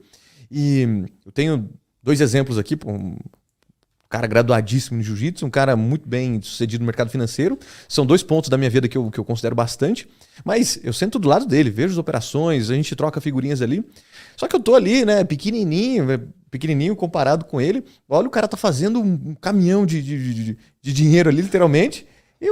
Se eu me comparar com a régua dele, ou se eu me comparar com a sua régua, que tá anos-luz à minha frente no jiu-jitsu, ele anos-luz à minha frente no mercado financeiro, isso gera uma frustração imediata. Uhum. Então, peraí, eu tenho que usar a minha régua. Jefferson comenta sempre, você também, quem eu era lá quando eu comecei? Eu evoluí no meu processo? Eu estou curtindo essa porra desse processo? Isso tá me dando tesão, esse negócio? Se estiver me dando, pronto, estou no caminho certo. É isso aí. Mas, infelizmente, aqui dentro, enfim, passam várias pessoas e o que as pessoas comentam, poxa, Luan, eu fiz a mesma coisa que você e não deu certo. Cara, você entrou ontem, eu tô há 5 anos todos os dias aqui, 100% dos dias e mais um tempo em casa. Já está há 20 e tantos anos aqui, você está muito tempo aí no jiu-jitsu e as pessoas usam a régua do outro. Mas, cara, se compara com você, quem você era ontem ou há uma semana atrás, você evoluiu alguma coisa? É um ponto que você coloca, acho que o Thales também tem essa pegada muito bem definida. Usa você para se comparar. Você está evoluindo 1% por dia? Ou menos que isso, mas está em constante evolução. Né? Isso eu acho sensacional. Essa coisa do 1% por dia, né, cara, é um conceito muito legal. Mas você precisa aceitar. Você comentou da facilidade da vida hoje, né? Então, assim, na real, você não precisa fazer quase nada. Né? Nem assim, levantar para trocar de canal, né? Não, você vai no aplicativo, pede comida, você pede o transporte, você pede, não tem dificuldade. Se você não se impuser por vontade própria uma dificuldade, você vai virar uma ameba. Você vai virar uma pessoa extremamente vulnerável, né? Uma pessoa que depende dos outros para tudo. Porque aquele aplicativo é os outros. Aquele aplicativo, amanhã o Uber pode não estar aí, né? Inclusive parece que não vai estar. Né? Entendeu? Então, assim, você tá o tempo inteiro se permitindo ficar numa falsa zona de conforto. Porque aquilo ali, cara, você não está se preparando para nada. Né? Então, as pessoas têm terceirizando tudo. Né? As pessoas têm que, por vontade própria, se botar na dificuldade. O exemplo de acordar 4h30 da manhã é isso. Eu me boto no desconforto para que ninguém possa me botar. Né? Então, eu estou sempre no meu desconforto. Quando aparece um problema, eu falo, é isso, pô? Isso aqui eu faço todo dia, porque eu quero. Imagina se, né? Então, isso passa a não ser mais um problema. E eu entendo que a geração nova, cara, não tem isso na... Assim, tá tudo muito fácil. Alguém tem que dizer para eles. Entendeu? E é interessante isso, porque eu vejo pelos meus filhos, cara. É uma facilidade que eles aprenderam a lidar com as coisas. A minha filha mais velha de 15, cara, celular ali, ela resolve tudo. Né? E você percebe um total comodismo com aquilo, né? E aí eu vejo que eu me pego pensando, o que eu fazia com 15 anos? 15 anos eu já tinha carteira assinada, cara. Eu trabalhava, né? Então, assim, e você vê que é uma geração, e é preocupante isso. É preocupante, né? Porque é uma geração, né? Que é aquela velha frase lá, né? Que tempos difíceis criam homens fortes criam tempos fáceis criam... Verdadeiríssima, né? Eu acho que é isso aí. Eu acho que as pessoas deveriam ter essa... Assim, deveriam encarar os problemas e as coisas chatas do dia de uma forma diferente, sabe? Eu acho que tudo é um problema, né? Assim, eu estava conversando com a minha enteada, ela falou assim, tem que pegar Nossa, tá dando 54 minutos de trânsito para minha faculdade. Acho que eu não vou. Eu falei, peraí, né? Bota um podcast aí, vai escutando, vai aprendendo um negócio, se vira. O trânsito é o trânsito, entendeu? O problema não é o problema, né? Entendeu? Exato. Você pega um exemplo. Na época que eu estava me construindo para o mercado financeiro, na época eu estava fudido, mas fudido mesmo. Não tinha grana para nada. E tinha um ambiente parecido com esse aqui, onde os caras de mercado estavam lá e eu tinha a possibilidade de estar lá como autônomo. Mas tinha que pagar praticamente o que eu tinha de salário, eu tinha que pagar para estar lá.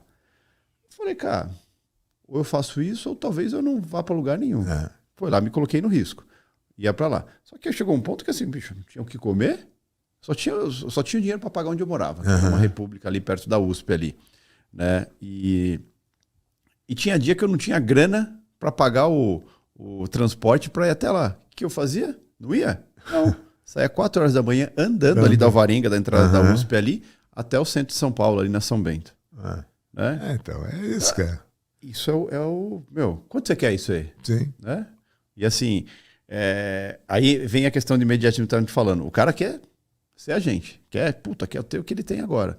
Mas vamos sentar aqui, vamos te contar uma historinha, como que foi para passar por tudo isso, para ver se você está disposto. É que a resposta é assim, não, mas isso era outra época. Essa resposta está na ponta da língua deles, entendeu? Então, eu acho que o ponto é educacional. É no sentido, cara, o que você está se fazendo para ficar menos dependente dos acontecimentos externos? Porque no entendimento da vida, assim, o que está no teu controle, cara, são mínimas coisas. Né? E as coisas acontecem à sua volta. Como você reage a elas é a grande diferença de se a sua vida vai ter sucesso ou não. Então, como é que você se prepara melhor, cara? Entendeu? Você não pode estar achando que tudo vai funcionar como você gostaria que funcionasse o tempo inteiro, porque não vai. Normalmente as pessoas não estão preparadas. Né? Enfim. Fábio, eu queria só ouvir um pouquinho da sua história lá atrás. Você lutou em alguns campeonatos ali que valia tudo. A gente comentou no começo, mas eu queria escutar essa trajetória até o momento em que você foi fazer um tour pelo mundo aí dando palestra. Você resolveu que realmente ia dar uma finalizada na carreira de lutador e ia partir para essa... Cara, a minha história é assim, né? Eu comecei o jiu-jitsu com 13 anos de idade no Rio de Janeiro. Por uma... Você tem quanto agora? Eu tenho 53. Tenho exatamente 40 anos de jiu-jitsu. E é aquela fase que você começa a sair de perto dos pais, né? Andava na rua, morava perto da praia e tal. Tava com a turma ali da... Falei, cara, não posso ficar tão vulnerável assim, né? E eu tenho um irmão mais velho de 3 anos e meio. E eu brigava com ele de assim, o outro também, que era parte da atividade física, né? E eu, obviamente, só apanhava. E o jiu-jitsu foi Eu costumo dizer que o meu job to be done para entrar no jiu-jitsu foi exatamente parar de apanhar do meu irmão. Essa foi a verdadeira razão. E rapidamente eu resolvi esse problema. E me encantei com o jiu-jitsu. Aí comecei a competir, comecei a ter sucesso nas competições. E eu falei, bom, com 15 anos eu falei, cara, isso aqui que eu vou fazer pra minha vida. E aí começa o olhar, fala, bom, eu tenho que ter destaque na competição, mas eu tenho que olhar como é que eu vou ser um bom professor. Então eu começo a ajudar meu professor na academia, a fazer ali o auxiliar, né? Cuidava das aulas introdutórias. E aí daqui a pouco comecei a ir no banco, levar o dinheiro para depositar, porque eu queria entender como é que funcionava a finança, dava presença para os alunos. Fui me inteirando da administração da academia. Eu falei, cara, um dia eu tenho que ter minha academia. Eu tenho que entender de agora como é que funciona e tal.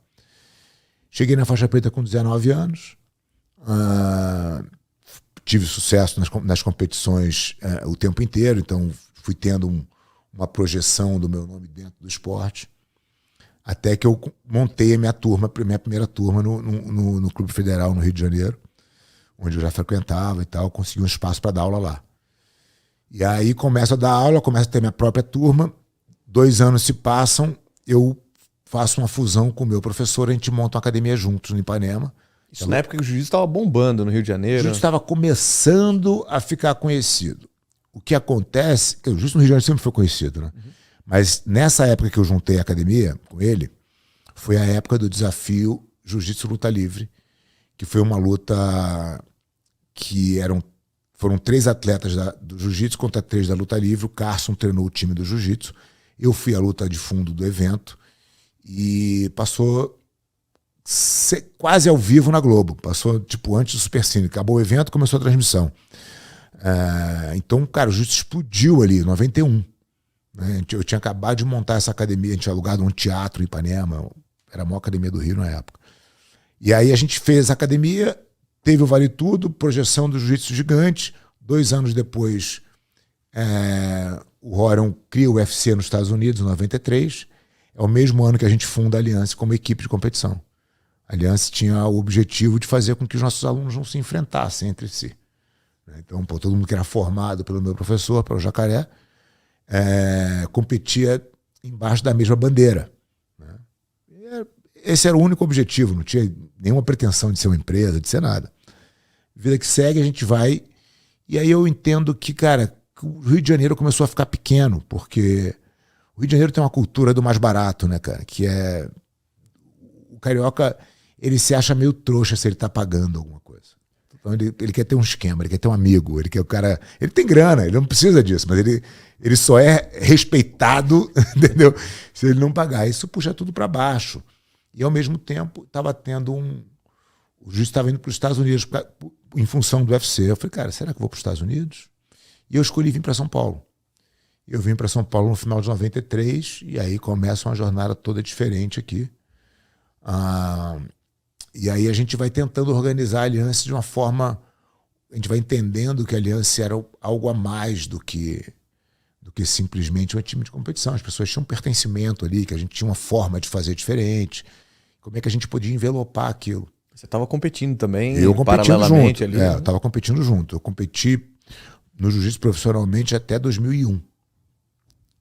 E aí, em 93, vai o UFC, em 95 a gente começa a ter uma demanda de seminários pelo mundo. As pessoas queriam saber o que era o jiu-jitsu. Como é que um magrinho daquele estava entrando numa jaula e ganhando de todo mundo? E a gente começa a viajar, a Finlândia, a Alemanha, a gente vai viajando para tudo que é lugar, Estados Unidos, um monte. E eu falo, bom, o que eu posso fazer para esse cara me trazer de novo aqui, né, cara? Como é que eu posso criar um mecanismo que eu crie um link dele com a Aliança, de certa forma? Então as pessoas iam fazer um seminário de final de semana. A gente batia lá, dava 2 dias de aula, ganhava uma grana, voltava, pô, delícia. Eu falei, não, cara, eu vou fazer o seguinte, ao invés de 2 dias... Eu vou propor para esse cara para ficar uma semana lá. Pelo mesmo preço. E eu vou dar mais aula. Para ele olhar e ver como funciona a estrutura de uma semana de aula dentro da minha academia. Para que ele possa replicar aquilo e ter uma academia de jiu-jitsu de verdade. E isso foi o primeiro vínculo que a Aliança teve com essas academias fora. Então eu passei aí todos os anos. E todo ano que eu ia, eu tinha mais umas 2. Aí eu fui aumentando o tempo que eu ficava viajando. Tinha uma hora que eu falei, cara, não dá para viajar mais. Não tem mais semana no ano para ficar viajando. Eu tinha que cuidar da academia, estava competindo, tudo junto. Falei, vou botar os meus garotos para fazer essas viagens e vou desenvolver. E, na verdade, esse estalo, esse insight da metodologia vem de um papo com um alemão em Frankfurt, que ele me pergunta quantos alunos... Ele queria saber da Aliança e tal. Ele falou, pô, sabe quantos alunos o meu professor de 21 tem aqui na Alemanha? Eu falei, não sei nem que é 21. Não sabiam, tinha uma espécie de um Kung Fu, né? Eles 50 mil. A Aliança devia ter 1.000. Imagina, a Aliança tem 30 mil hoje. Eu estou falando de 98, 99, talvez. Falei, nossa, velho, o que esse cara faz, né? Fui olhar um 21, puta, não tinha nada demais, entendeu? Assim, em termos de arte marcial, não era uma coisa... Mas ele tinha um sistema que a gente não tinha. Tinha uma metodologia que a gente não tinha. O jiu-jitsu era muito unfriendly, né, para quem queria começar. O cara te jogava lá, você se vira. Era sobrevivente, né? Só ficava no jiu-jitsu quem era sobrevivente. E aí a gente vem e muda essa... A gente começa a criar uma metodologia de aulas em grupo que nunca existiu no jiu-jitsu, porque a família Gracie dava aula particular. Não tinha... As aulas em grupo era... Vai aí, treina. A gente desenvolve a metodologia de grupo. Então a gente começa a criar aula de iniciante exclusiva, aula de intermediário, aula de avançado, aula de competidor, aula de criança em diferentes níveis, né, em diferentes faixas etárias. A gente vai criando vários produtos dentro da metodologia. E aí, falei, bom, agora eu tenho um produto real que eu posso escalar. Né? E aí a gente começa a... Por isso que a Aliança vira uma empresa de licenciamento de marca e método. Porque o que a gente vende é a nossa metodologia, que vai acoplada com a marca vencedora. Então a gente cuida da equipe de competição, que é pelo qual a gente existe, né? É o nosso DNA, mas a gente entrega para a academia uma metodologia totalmente estruturada. E aí a gente começa a ter, vai crescendo o número de filiais e tal. Hoje a gente está em 32 países, com 300 escolas, né? Mais de 800 professores envolvidos que treinam dentro da nossa metodologia, que tem a gente tem a nossa plataforma de digital de ensino, né, para que os caras estejam sempre atualizados e tal, e a gente foi fazendo essa caminhada. Então, a Aliança começa em 93, eu fico 7 anos à frente da equipe competindo junto. Depois que eu paro de competir, eu fico à frente do time de competição. Aí você fala, pô, então foi tudo mil maravilhas, né? Deu tudo certo e tal. Mas em 2001, logo depois que a gente estabelece a metodologia, a gente perde toda a equipe de competição. Todos os faixas pretas da equipe saem por uma divergência de dentro da minha academia e a gente fica sem ninguém. A gente tinha metodologia, mas não tinha mais equipe de competição. A gente teve que reconstruir tudo. Demorou 7 anos para que a gente voltasse a figurar no pódio dos principais campeonatos. A gente ganha 2008 de novo. Então isso acontece em 2001, a gente volta a ganhar o Mundial em 2008, ganha 9 anos consecutivos. A gente faz o maior strike da história do esporte. E essa época que eu estava à frente do time de competição aqui de São Paulo. Então os campeões, na verdade, estavam no mesmo teto. Que legal. Então foi importante passar por esse problema, né? Aí eu pergunto para as pessoas, você acha que foi bom ou foi ruim? Excelente. Né? Hoje é excelente, lá atrás era um desespero. Então você vê que a questão de bom e ruim, ela é muito difícil de você categorizar no momento que ela acontece. Você consegue categorizá-la apenas ao longo do tempo. E as pessoas têm sempre a sensação, quando algo dá errado, da catástrofe, né? Nossa, por que isso aconteceu comigo? É uma vitimização do mundo. E assim, cara, se aquilo aconteceu, alguma coisa de boa você pode tirar daquilo ali, por mais que não pareça naquele momento. Então, na hora do racha, foi uma coisa horrível. Né? Porque não tinha não só a parte estratégica do negócio, de falar, cara, como é que eu perdi minha equipe inteira, né? A frustração de não ter conseguido contornar, e tinha uma relação pessoal. As pessoas estavam ali com a gente há, sei lá, 10, 15 anos. De repente você tem uma cisão completa. Mas a gente aprendeu um monte de coisa. Então a gente tem o maior strike da história, perde 2 anos, volta a ganhar de novo, perde mais um, volta a ganhar de novo. E a gente está ali, e quando eu falo, pô, perde mais um, a gente fica em segundo, né? Não é que a gente... Então a Aliança é a maior vencedora da história do jiu-jitsu, né? Consolidada. A gente está cada vez mais estruturado como negócio, né? Nossas academias funcionam cada vez melhor, a gente entrega um jiu-jitsu cada vez melhor para todos os nossos alunos no mundo inteiro. Então, ainda é muito pouco, né? Ainda é Começando, ainda está começando, né? Se você pensar na quantidade de pessoas que não fazem jiu-jitsu, né? Bastante. A gente tem bastante gente para... É o melhor tipo de negócio que você tem, né? Acho que se o negócio não for escalável, não é um bom negócio. É difícil. E o que eu tento mostrar para os professores de jiu-jitsu é que muitas vezes eles estão numa zona de conforto porque eles têm um bom emprego. O cara é dono da... Ele fala, mas eu sou dono da academia. Eu falei, sim, você é dono da academia, você tem um bom emprego. Você tem um bom emprego porque se você sair dali, aquilo quebra. Então, como é que você estrutura o seu negócio? Como é que você treina os seus professores? Como é que você torna o teu negócio independente e despersonificado? Que foi o que você conseguiu fazer. Que é o que a gente está tentando fazer. Entendeu? Ainda existe um sentimento, né, quando você fala com o investidor e tal, ele fala, cara, isso aqui é um one business, né? Eu falo, cara, não é, entendeu? Eu até entendo que você ainda veja na figura do Fábio, o cara que tá à frente, não sei o quê, mas, cara, meu negócio, se eu não estiver aqui, meu negócio vai continuar andando, entendeu? E a gente tá preparando gente embaixo, que vem mais preparada do que eu espero, entendeu? A ideia é formar novos líderes, né? Esse garoto do instituto é para ser... Vai saber onde os garotos vão parar, entendeu? A gente tem, junto do instituto, porque a gente fez o instituto, o projeto é incentivado, né? A gente fez todo o processo ali bonitinho, na lei do esporte e tal, e conseguiu captar uma quantidade de dinheiro que nunca é o suficiente, né? E aí eu falei, bom, o que eu vou fazer com esse resto desse saldo que falta aqui? Peguei 30 amigos que têm o jiu-jitsu, né, na veia.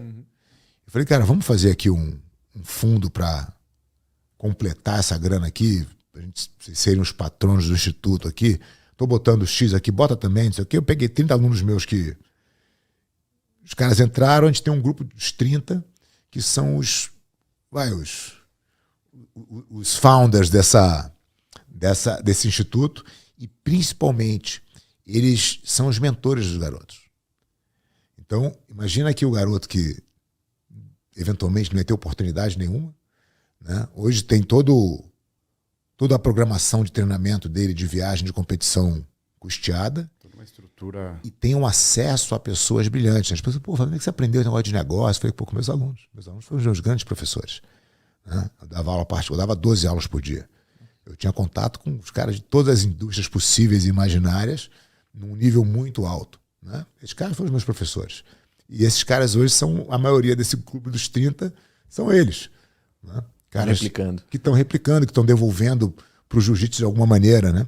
Então, sei lá, essa semana um deles que toca um Family Office e tal, ele falou assim, pô, Fábio, como é que estão os garotos aí e tal? Eu falei, eu contei para ele como é que estava. Eu falei, inclusive, a gente está lançando o nosso programa de mentoria agora.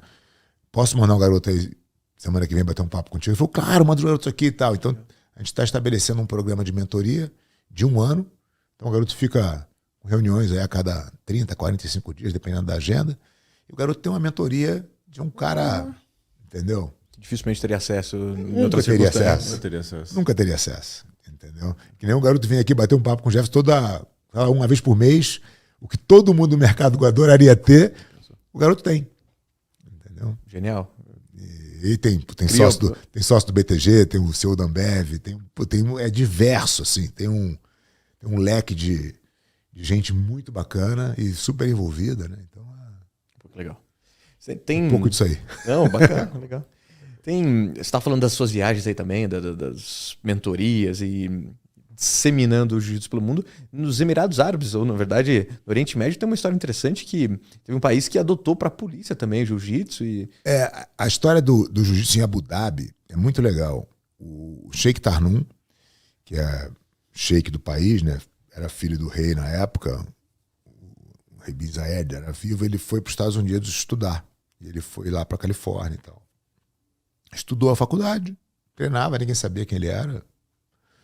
E ele estava sempre junto de um inglês, que as pessoas achavam que o inglês que era o rico, né? Os caras juntos ali, amigo, os caras cresceram juntos e tal.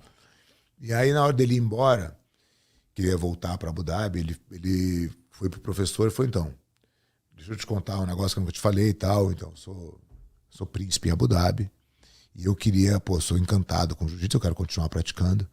Eu gostaria que você fosse para lá, para você continuar me dando aula e, eventualmente, treinar a minha guarda real com o jiu-jitsu. Acho que eles precisam também e tal.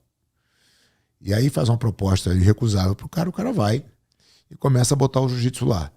Depois o jiu-jitsu vai se expandindo, tem a guarda, aí ele falou, puta, vamos botar nas Forças Armadas, aí bota nas Forças Armadas, vai ganhando corpo até que o filho do Sheikh Mansur, que era o sheikh que assumiu as Forças Armadas e substituiu o rei, o filho dele começa a treinar também e o pai vê a transformação do filho. E fala, cara, o que aconteceu com os garotos? Em relação à disciplina. Disciplina, postura e tal. Ele falou, tá fazendo jiu-jitsu, tá encantado com jiu-jitsu. Ele falou, se isso é bom pro meu filho, deve ser bom para todas as crianças. Quero jiu-jitsu em todas as escolas. E eles começam um programa de contratar professores brasileiros para Abu Dhabi para dar aula em todas as escolas. Então, hoje, todas as escolas de Abu Dhabi têm jiu-jitsu e todas as bases da Força Armada têm jiu-jitsu. Tem mais de 1.000 brasileiros dando aula lá. É a política de Estado. É claro, você fala assim, mas é o melhor jiu-jitsu. Cara, não, é funcionalismo público, né? Mas é uma atitude muito legal. E o Sheikh Tarnum continuou treinando a vida inteira, faixa preta. Você treinou com ele também? Treinei algumas vezes. Ele toda semana, teve uma época que ele estava treinando bastante, toda semana, a cada 10 dias, ele levava alguém para ficar com ele lá. Entendeu? Então eu tive algumas oportunidades de ficar com ele semana lá. Você bateu no Sheikh? Rapaz, pergunta. Não, ele é um cara que conhece jiu-jitsu, claro que ele não é um cara extremamente competitivo, mas é um bom treino, né? E ele é um cara muito sábio, muito legal. Foi uma oportunidade muito bacana. Né? Mas treino é treino, né? Tá lá, né? Treino não se comenta. Vai perder oportunidade. Treino não se comenta. Entendi. Que bacana. Então deu para viajar bastante. Não, o jiu-jitsu está no mundo inteiro hoje, né, cara? A Federação Internacional, que começou como uma confederação brasileira em 93 também, e depois de 96 virou a Federação Internacional, a IBJJF, né, International Brazilian Jiu-Jitsu Federation, e que é uma entidade privada que se mudou para os Estados Unidos e organiza todos os campeonatos do jiu-jitsu ao redor do mundo. Em 2019, que foi pré-pandemia, eles fizeram 180 torneios em 81 países. Né? Então o jiu-jitsu está realmente disseminado no mundo inteiro. Né? É incrível, porque naquele papo com meu pai, quando eu tinha 15 anos, que eu falei que não sabia o tamanho do mercado, eu ia num campeonato, eu conhecia todos os praticantes. Da faixa azul à faixa preta. A gente tem azul, roxa, marrom e preta. Né? Cada categoria tem 10 categorias de peso, cada faixa. Eu conhecia todos os atletas de todas as categorias, sabia todo mundo que era todo mundo ali. Era um universo muito pequeno. O último campeonato de Masters em Vegas, que é só 30 mais, tinham 8.400 atletas. Nossa, num campeonato. Num campeonato. Então, realmente a coisa tomou outra proporção, né? Ainda é muito pequeno. Se eu comparar com outros esportes, ainda é muito pequeno, mas eu acho que o jiu-jitsu está... E essa é a posição da Aliança, né? A gente está posicionando o jiu-jitsu de uma maneira não mais como defesa pessoal sendo a estrela. Porque a defesa pessoal, óbvio, ela é inerente à prática do jiu-jitsu, né? Mas eu entendo que o jiu-jitsu é muito além. O jiu-jitsu, ele realmente pode fazer você ter todo esse entendimento, esse papo que a gente está tendo aqui na prática, todos os dias, você pode aprender a se desenvolver. Né? Então, é uma ferramenta de desenvolvimento pessoal. E é assim que a gente está posicionando o jiu-jitsu da Aliança. E pensa que eu costumo dizer, pensa um advogado londrino de 30 e poucos anos, defesa pessoal para ele é necessária até que ponto, né? Esse cara não vive mais a época que eu vivi no Rio de Janeiro na década de 80, onde você realmente tinha que saber se defender. Né? Era uma necessidade. Hoje não é mais, na maioria dos lugares não é mais. Então acho que o jiu-jitsu entrega muito mais do que a defesa pessoal e é isso que a gente entrega na nossa escola. Tem uma filosofia, um ecossistema, uma qualidade de vida, tem... Pertencimento, comunidade, entendeu? E autodesenvolvimento, né, cara? Você ter... Isso que a gente estava falando aqui, de achar uma coisa que te tire da zona de conforto para que você possa se desenvolver, cara, tá ali todos os dias, de forma divertida, com os teus amigos, né? Mas que é sempre uma cutucada no... Cara, confortável você não vai ficar, você vai se acostumar no desconforto. Vou fazer uma comparação que eu vou apanhar com isso, mas tudo bem. Imagina no futebol, né? Você tem um atacante ali que tá cansado de correr. Pô, o cara dá uma maneirada, ele dá uma seguradinha no jogo ali, corre um pouco menos. De repente, dentro do tatame, com um cara de 100 quilos em cima de você, você não tem essa opção, né? De dar uma relaxada ali. Cara, você tem, desde que você tenha domínio técnico. Né? Então, assim, o que é o conforto no desconforto, né? É você buscar a técnica como mantra para que você se coloque em situação de pouco desgaste. Sim. Então, o que é muito desconfortável para quem está olhando de fora, não é para quem está ali. Né? Sabe que você está apoiado nas alavancas porque você sabe que você está fazendo muito menos força do que parece que você está fazendo. Então você achar esses pontos de conforto no meio do caos é que é o segredo. Entendeu? Então como é que eu descanso? Que momento? Tem uma passagem de uma luta minha, eu estava lutando com o Marquer, que é um wrestler gigante e tal. Era uma luta de meia hora, já era a terceira luta da noite. E eu estava lutando com ele, e ele era muito mais pesado que eu. E eu estava fazendo guarda por baixo, né, empurrando ele com a perna, já não estava aguentando mais, a perna estava fritando. Eu falei, pô, essa não deve estar acabando, né? Só mais um pouco. Olhei pro meu corner, vale tudo. Vale tudo. Olhei pro meu corner e perguntei o tempo. O cara falou, faltam 12. Na metade. A gente tinha acabado de dar uma cabeçada. Não, 12 é uma eternidade, né, cara? E aí aquela história, eu falei, bom, desistir não é uma possibilidade. Como que eu faço? Porque eu não consigo ir nesse ritmo, nesse desgaste para uns 12 minutos. Não vai dar. Eu não vou entregar, então eu tenho que achar um jeito de... E aí eu mudei a minha estratégia completamente da luta. A luta foi até 30 minutos, eu terminei a luta mais inteiro do que eu estava naquele momento. Então é exatamente isso. Como é que você busca o conforto no caos? Entendeu? Tem gente que tem outras técnicas. Fecha o olho, respira, levita, sei lá. Você tem que achar o teu ponto, né? Eu acho que o jiu-jitsu te ensina isso todos os dias. Então, isso acaba sendo, na tua cabeça, você sabe que tem essa possibilidade. Sempre tem. Você pode até não descobrir. Você pode até não ter a técnica. Mas que ela existe, ela existe. É uma falha sua. Então, cabe a você ir lá e se desenvolver, né? Então, quando você está panicado que o mercado está derretendo, cara, tem alguém que não está panicado. Porque tem um conhecimento que você não tem. Exatamente. Não é isso? Então, acho que o jiu-jitsu te ensina isso, cara. A você buscar um ponto de conforto onde ninguém está confortável. Entendeu? Queria fazer uma última pergunta aqui. De repente, a gente tem um estereótipo aí do faixa preta, né? O que é o faixa preta para você? Cara, as pessoas que entram na arte marcial, elas têm, obviamente, esse desejo, né? Quero me tornar um faixa preta. Todo mundo que entra na arte marcial tem esse sonho. Então, a faixa preta passa a ser um desejo, um objetivo a ser conquistado. De volta para o nosso papo do início do nosso podcast aqui. No meio do caminho, você precisa entender que, cara, que é esse processo que está te enriquecendo. Quando você ganha a faixa preta, é só um milestone. O dia seguinte da faixa preta, você não é melhor do que você era antes de ganhar ela, né? Ela não muda a sua vida. É tipo assim, o boleto continua chegando, entendeu? Não é a solução de todos os seus problemas. É uma conquista importante, eu acho que existe aí uma hierarquia, né, de quem já passou por um monte de coisa e chegou até ali. Então, para os outros, eu acho que você se torna uma inspiração, né, uma referência. Para você, não deveria mudar nada. Entendeu? Treino na segunda do mesmo jeito. Do mesmo jeito. Você vai competir, ganhei o Campeonato Mundial. Segunda-feira, eu estou treinando igual. Perdi o Campeonato Mundial. Estou treinando igual. Nada altera a minha rotina, nada altera o meu plano de desenvolvimento.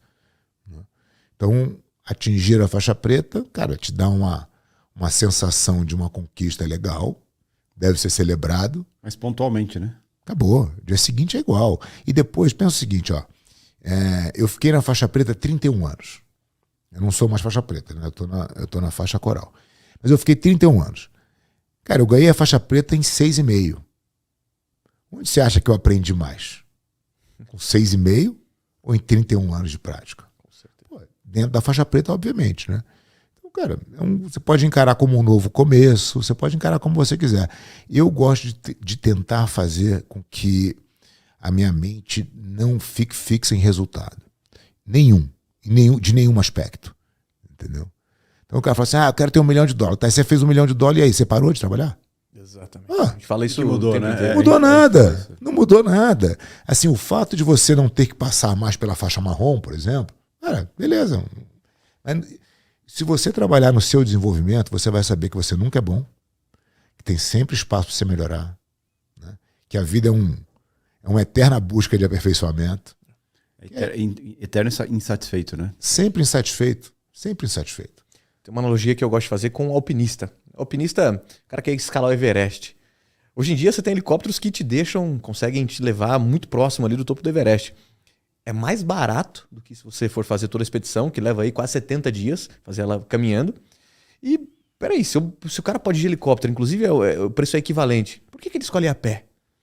Justamente porque ele tem que reunir alguns amigos, ele tem que preparar esse planejamento, ele tem que escolher o que ele vai levar na mochila, qual acampamento básico ele vai ficar, por quanto tempo. É a vivência do processo de construir aquilo. Né? Exatamente. A gente volta para o que a gente falou. Não existe satisfação sem sofrimento. Exatamente. Fato. Entendeu? Fato. Se tudo é fácil, nada tem valor. Exatamente. Né? Se o jovem hoje acha que tudo... as pessoas não dão valor a nada, porque tudo é fácil. Né? O valor às coisas está diretamente ligado à dificuldade de conquistá-las. Né? A dificuldade de conquistá-las é o sofrimento do caminho. Subir o Everest é uma conquista incrível? Por quê? Porque é muito difícil. Entendeu? E só tem graça porque é difícil.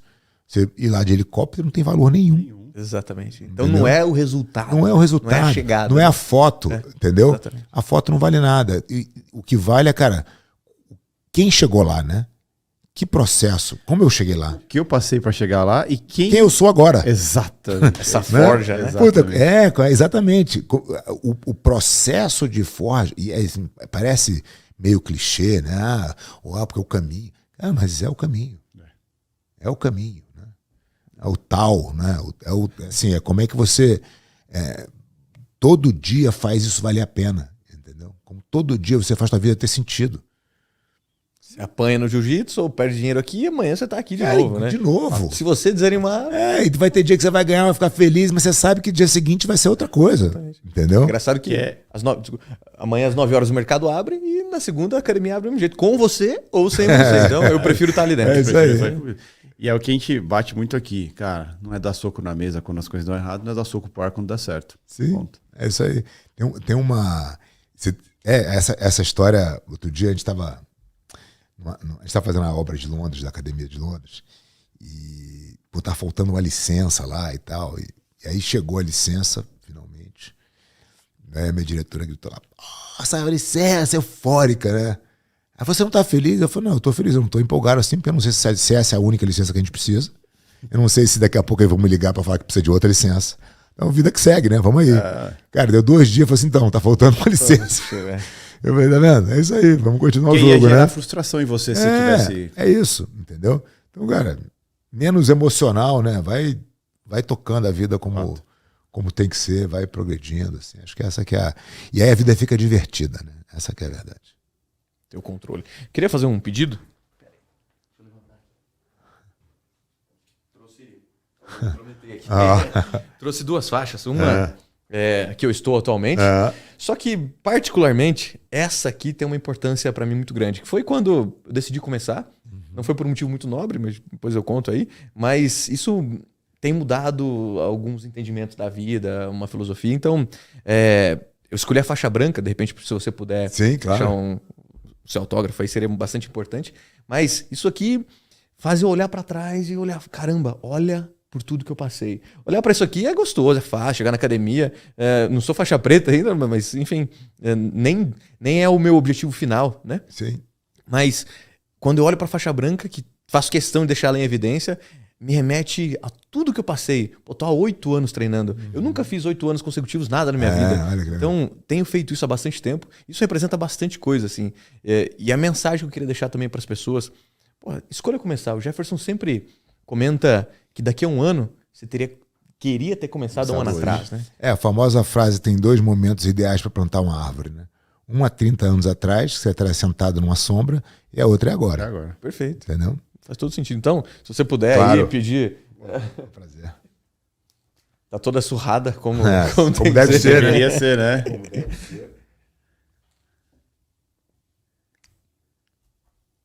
Tem 8 anos a faixa?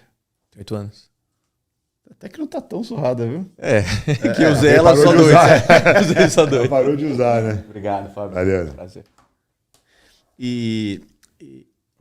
Você sabe que, pegando a analogia da faixa aí, o pessoal pergunta muito para mim assim, cara, quando você começou a dar certo, né? E acho que eu queria saber sua visão sobre isso.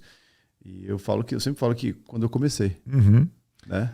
Eu te responderia a mesma coisa. Eu falo, cara, eu sempre dei certo, entendeu? Eu sempre dei certo dentro das possibilidades que eu tinha na minha frente, né? E até os erros, né? Até os tropeços, e até as falhas fazem parte de um processo de dar certo. Fazem a parte da que você é o que a gente está falando aqui, entendeu, cara? E é engraçado, as pessoas às vezes não... Elas ficam pessimistas, né? Porque elas, de novo, o poder da imaginação, né? Ela olha e fala, nossa, mas como estrada é difícil, isso nunca vai dar certo, isso nunca vai funcionar. E aí você vai postergando o fazer, porque você fica tentando adivinhar o futuro, entendeu? Que obviamente não está no teu controle, você não sabe nem se ele vai existir, né? É o conceito do memento mori, né? Você pode não estar aqui amanhã, mas você pode morrer, né? Então, vivo agora. Agora, o que eu posso fazer agora para ser melhor? Entendeu? Então, isso te traz para o presente, né? Puta, como é que eu posso lá bater o papo num podcast 100% lá? Entendeu? Senão não precisa vir, cara. Não vai vir, por exemplo, não vem, entendeu? Ou faz o negócio direito ou não faz, né? Então você começa a fazer as coisas com... Tudo que você faz com capricho. Né? Cara, isso o seu melhor. Tudo é o seu melhor. Se você tiver isso na vida, cara, não tem como dar errado. Literalmente. Entendeu? Pode não ser agora. Mas não tem como dar. Pode Aí não ser vai agora. Não, e pode não Vai, ser nisso que você está fazendo.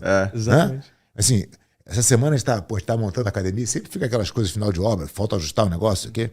A gente passou no estoque, tinha umas etiquetas do controle do estoque de kimono lá, e a etiqueta mal cortada, sabe? O cara rasgou de qualquer jeito, botou, eu li aquilo. Por que faz assim, né? É o meu trabalho. É a minha diretora, que é super estética, né, de design e tal, ela falou, cara, por que a pessoa faz o negócio? Dá o mesmo trabalho fazer feio e fazer bonito. Mas aí você vê a diferença. Quem faz caprichoso das coisas, que faz tudo caprichoso. Não é uma coisa só. Não é. É tudo que ela bota a mão. Tudo que eu for fazer, puta, eu tenho que varrer essa... Cara, vamos fazer a melhor varrida que a gente puder fazer. Não importa o que é. Né? Perfeito. Então você tem isso na cabeça, cara, dificilmente na vida vai dar errado. Fato.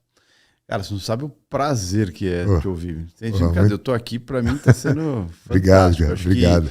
E é interessante porque eu admiro muito as pessoas que têm experiência de vida, sabe? Acho que são as melhores pessoas de se conversar, as melhores pessoas para fazer uma troca.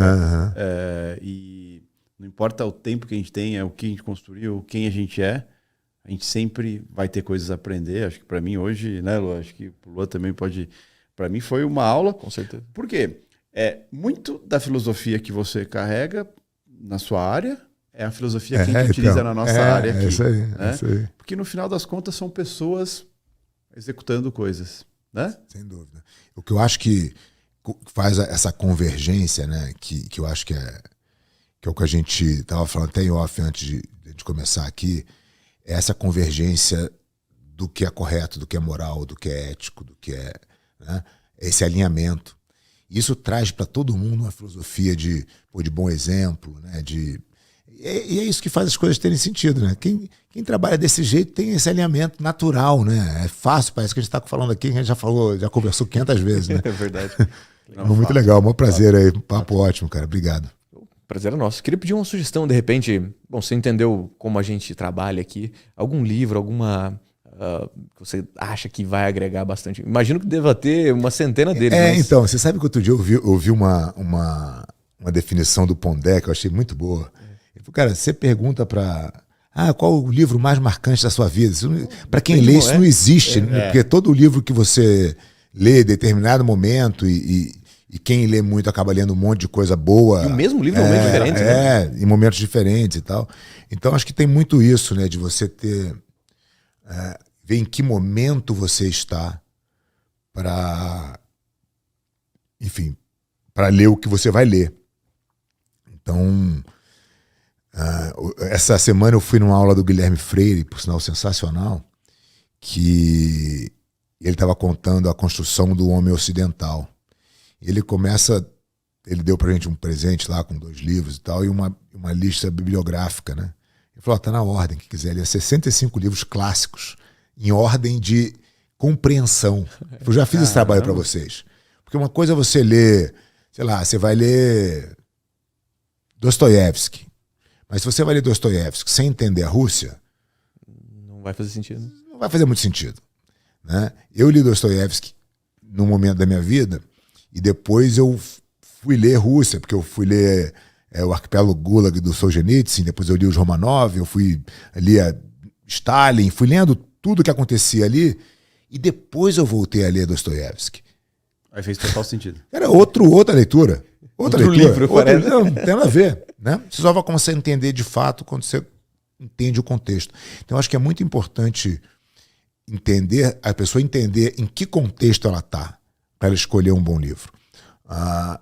Eu gosto da filosofia estoica, a gente falou do Ryan Holiday, e eu acho que esses 3 livros são de muito fácil leitura e muito ricos, porque eles abrem uma porta para você ler filosofia, para você ler Sêneca, para você ler Epiteto, para você ler Marco Aurélio. Ele dá uma simplificada, né, uma tradução realmente para os nossos tempos aí, com exemplos práticos muito legais. E é isso, né, cara? Acho que tem que... aí você fala vocês falam de mercado financeiro bastante, imagino que o público deva ser muito ligado ao mercado financeiro. E tem os óbvios pensadores liberais, mas eu gosto de também olhar o outro ponto e de onde vem o outro entendimento. né?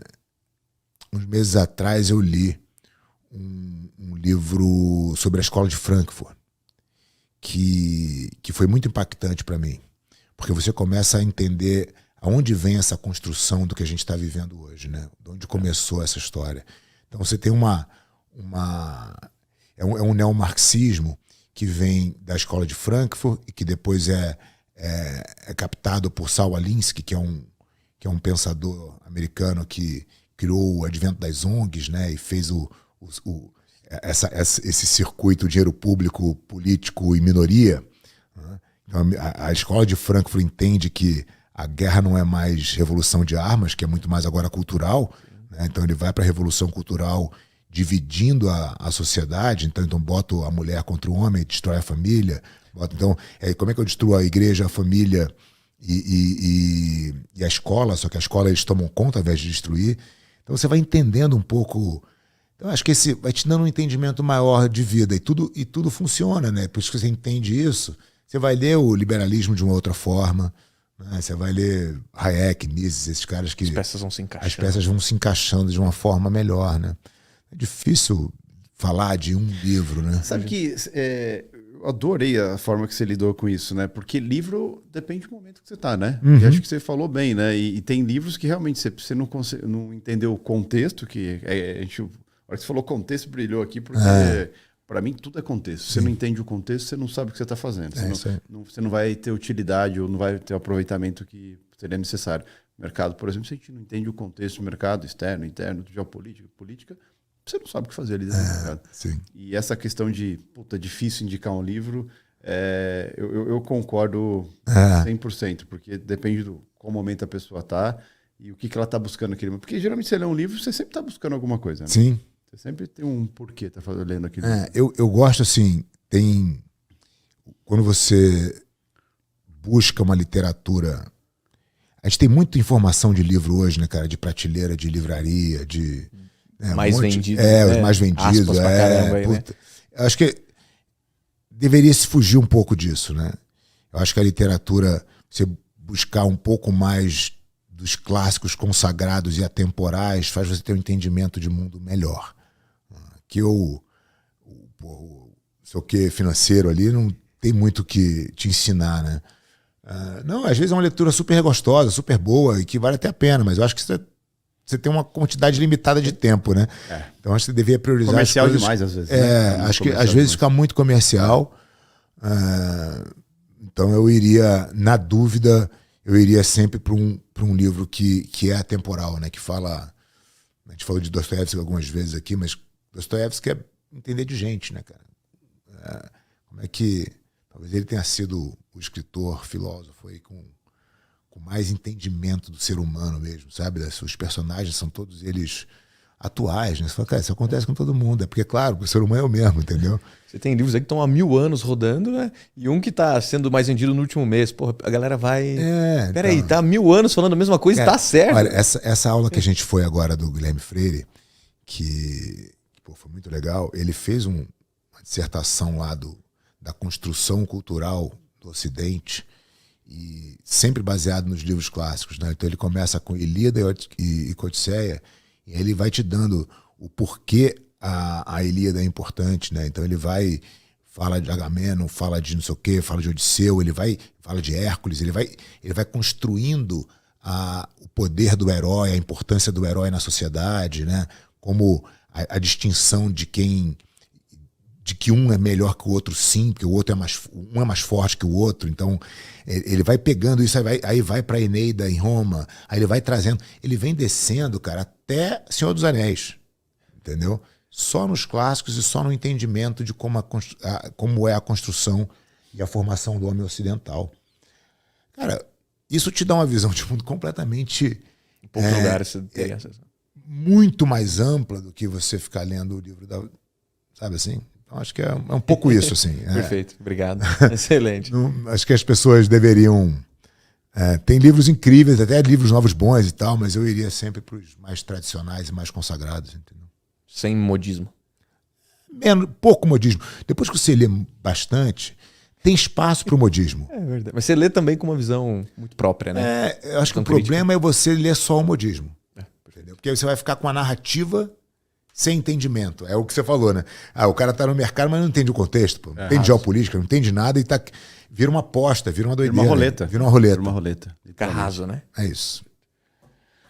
Cara, sensacional. Obrigado. Agradeço imensamente pelo seu tempo, pela sua presença Imagina, aqui. foi um prazer, pô. Eu sempre fico muito feliz que esses papos assim, quando eu saio melhor do que eu entrei. E tenho plena certeza que estou saindo muito melhor do que eu entrei. Eu também. Então, Feliz. Só queria te agradecer muito, né, Luan? Porra, excelente.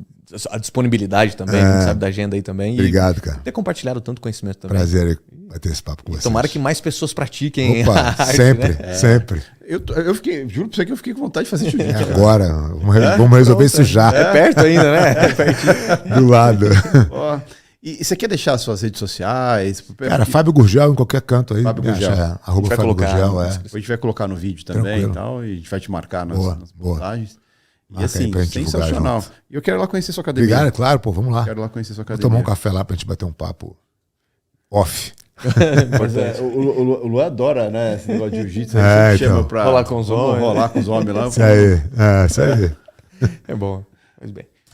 Beleza? Obrigado mais uma gente. vez. Valeu. Pessoal Show de bola. casa, não deixa de deixar seu like, deixar seu comentário aí. Eu acho que é super importante. Puta, papo sensacional. Eu, sinceramente, estou saindo muito melhor do que eu entrei Obrigado, aqui. cara. Então, prazer ter você Feliz aqui. aí. Obrigado. Até mais. Beijo, Valeu. pessoal. Obrigado, Bozito. Tamo Valeu, junto. Jefão.